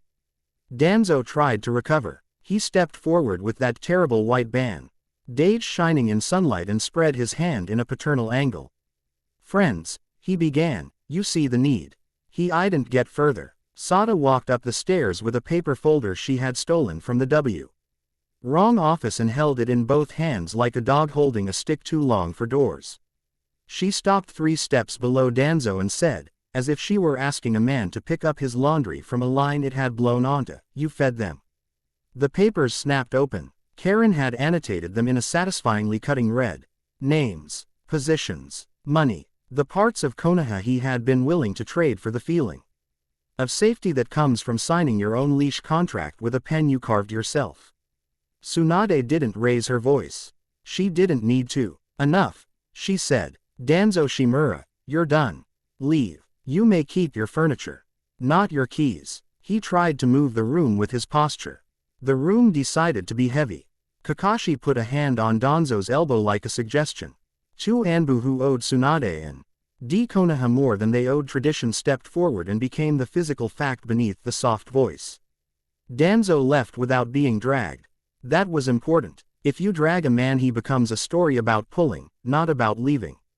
He stared once at Naruto, not in hatred, in the bafflement of a man whose tools had stopped finding purchase.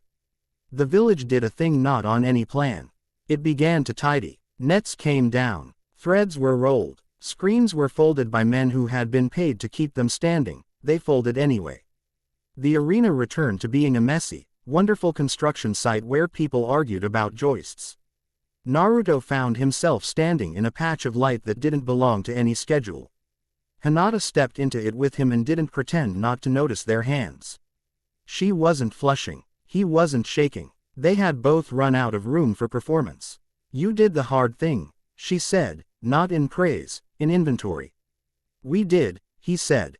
She looked down at his palm. The bandage had come loose. And under it the skin was raw, clean, new. She adjusted the wrap and smoothed it with her thumb the way you smooth a wrinkle in a scarf before a photograph. Walk, he asked, because some sentences asked to be made small to matter. Please, she said. They left the platform and the bridge decided to forgive the world without being asked. On the ground, Sumi swatted Naruto with the bristle end of her broom like she was dusting a shelf and then fussed over Hinata's sleeve as if the fate of Konoha depended on threads laying flat.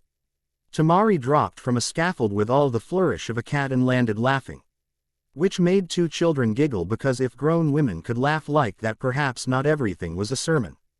Tenten pressed a broken bell into Naruto's pocket. For receipts, she said. When Tsunade asks, Karen handed Hinata a sealing strip with her own name on it and rolled her eyes so dramatically she almost fell over. For your stupid bow, she said, and stalked off toward the tea stand like a woman who had earned the right to order the expensive kind. Sada leaned on a post and watched the world not fall apart. Better, she said grudgingly. Stay and help us keep it that way, Naruto said, and did not flinch when Sada's eyes cut to his. He didn't need an answer. The set of her shoulders was one. They walked a long loop through the part of town it took its time rebuilding. The alley where the dye-yard boy had slept that night, the noodle stand where the old dog snored as if nothing spiritual had ever happened in his hearing, the narrow bridge. Over the canal where laundry always found a way to look like flags. Hinata didn't talk much. Naruto liked that about her. When she did speak, she picked pockets of silence that would have grown mold if left alone. You let it break, she said, after a while. The crown. I didn't want it to be a thing people worship, he said. I wanted it to be a thing we used once because it was needed and took apart so no one could make it into a rule. She nodded. Good. They ended at the shrine because the path had wanted to. Sumi had left the gate swung open like a smile.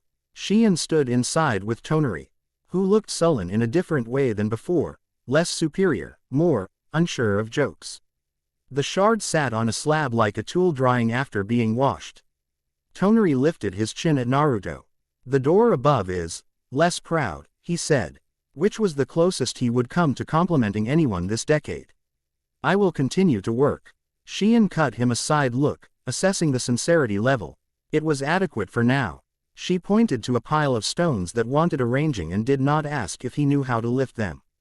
Kakashi arrived exactly late enough to have been helpful in 3 other places and exactly on time to wreak managerial havoc. He produced a small tag and a ridiculous pencil. Tsunade says, receipts, he deadpanned. Naruto took the tag. He looked at the shard. He looked at the broken bell in his pocket. He looked at Hinata, who was pretending to study the weave of a mat while actually deciding whether she was staying for tea. He wrote without thinking hard, we choose our light. He tied the tag to a thread hanging from the fractured frame of the crown's phantom. There was only a ghost's edge of it left, a shimmer in the air when you tilted your head. The tag hung with the Gila, riotously mortal audacity of paper near divinity. The room liked it, overwrought, Tamari said from the door, coming in uninvited with all the rights of a person who had saved your life twice and insulted a god on your behalf. It'll do, Shion said, rescuing the words from ridicule by not letting them gather dust. Evening dropped with a sigh big enough to fit over a village. The river forgot to be a message and went back to being water. The day's haste trudged off to find a place to sleep. Naruto's bones began to count themselves in tired, happy order. Eat, Sumi commanded, and thrust bowls at them. They sat in a rough circle on the stones and burned their tongues on stew and laughed because pain that means you're alive tastes like pepper you didn't measure right. When they were fed and too full for speeches, Hinata stood and dusted off her palms. She did not ask a question. She stepped closer and reached for his hand and fit her fingers through his like they had done it before in AP. Lace they'd both decided not to remember. It was not a ceremony. It was public enough to be gossip and private enough to be theirs. You're not a king, she said. Good, he said. You're a neighbor. He looked around. At Tenten lecturing a coil because it had offended her by behaving perfectly all day and was clearly saving a failure for tomorrow. At Tamari fanning her face and smirking at the CE. Illing like a person who had no feud with gods but had a running argument with weather.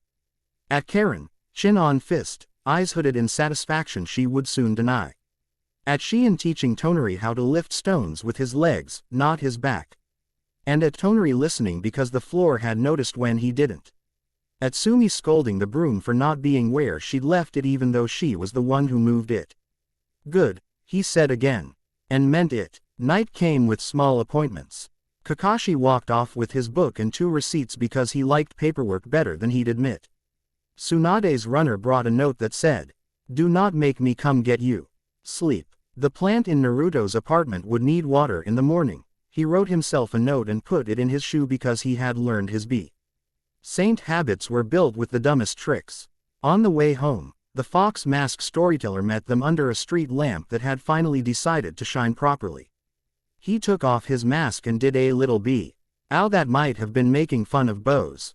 "How's the joke playing?" he asked. "Depends if you're in it," Naruto said. "Aren't we always?" the old man said cheerfully.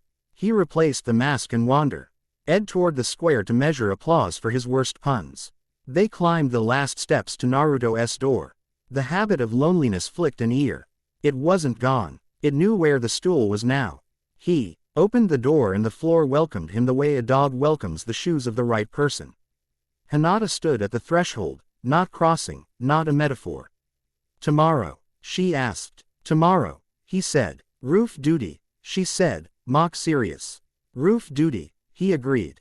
She turned and walked down the stairs. He watched her go until he couldn't see her and then some, the way you watch a thing you intend to carry without holding. He lay on his floor with his arms spread like a boy in snow he had been told not to touch, and he allowed himself a long breath and then another. In a place under the mountain, a door hummed and tried to remember the names they had sewn into its seam. In a sky where men tried to put schedules, the moon took offense and then forgave without confessing it. The sun stood watch. Between them a village picked splinters out of its hands and told smaller lies than yesterday. He slept until the plant scolded him by drooping more dramatically than necessary. He watered it and apologized for nothing significant.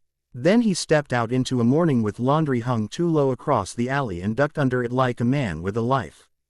On the way to the arena he passed Sada Carey, inbred with the grim determination of a person who had accidentally become part of something and would now rather die than do it badly. She saw him. She did not smile. She said, "We're repainting the south barricade," like a threat. And he nodded, because neighbors share chores as punishment and pleasure both. At the arena a boy propped a sign he had painted crooked that read "No running unless Naruto says so." And then added underneath, smaller, "Hinata can say so also." Tenten complained loudly about the typography. Tamari laughed at the sign and then told the boy it was an excellent law. In poked the paint and frowned at the shade and then didn't insist they change it because you live with your choices. Sheehan pretended not to see any of this, because the shard preferred to live in AW. Earled where not everything needed the sanctity of her attention. Naruto climbed the half-made stairs to the top rail and looked out over a village that had chosen to keep its light. The tag he'd left be. Why the shrine would get rain swollen and ink smudged and, someday, lost. That was fine. He would write it again. He would teach it to children and to men who wanted to be important and to doors that wanted to be locked. He would keep writing it in the way he stood and the jokes he told and the way he refused to move when someone tried to hand him a crown. He rested his hands on the rail and let himself feel the hum under his feet. Not a god's voice, not a king's hunger, just a place. "Ready?" Hinata asked, appearing with her bow blade strapped and her hair pinned with a carelessness that was actually a choice. "Ready," he said. They began the day's ordinary work. Chapter 5 End.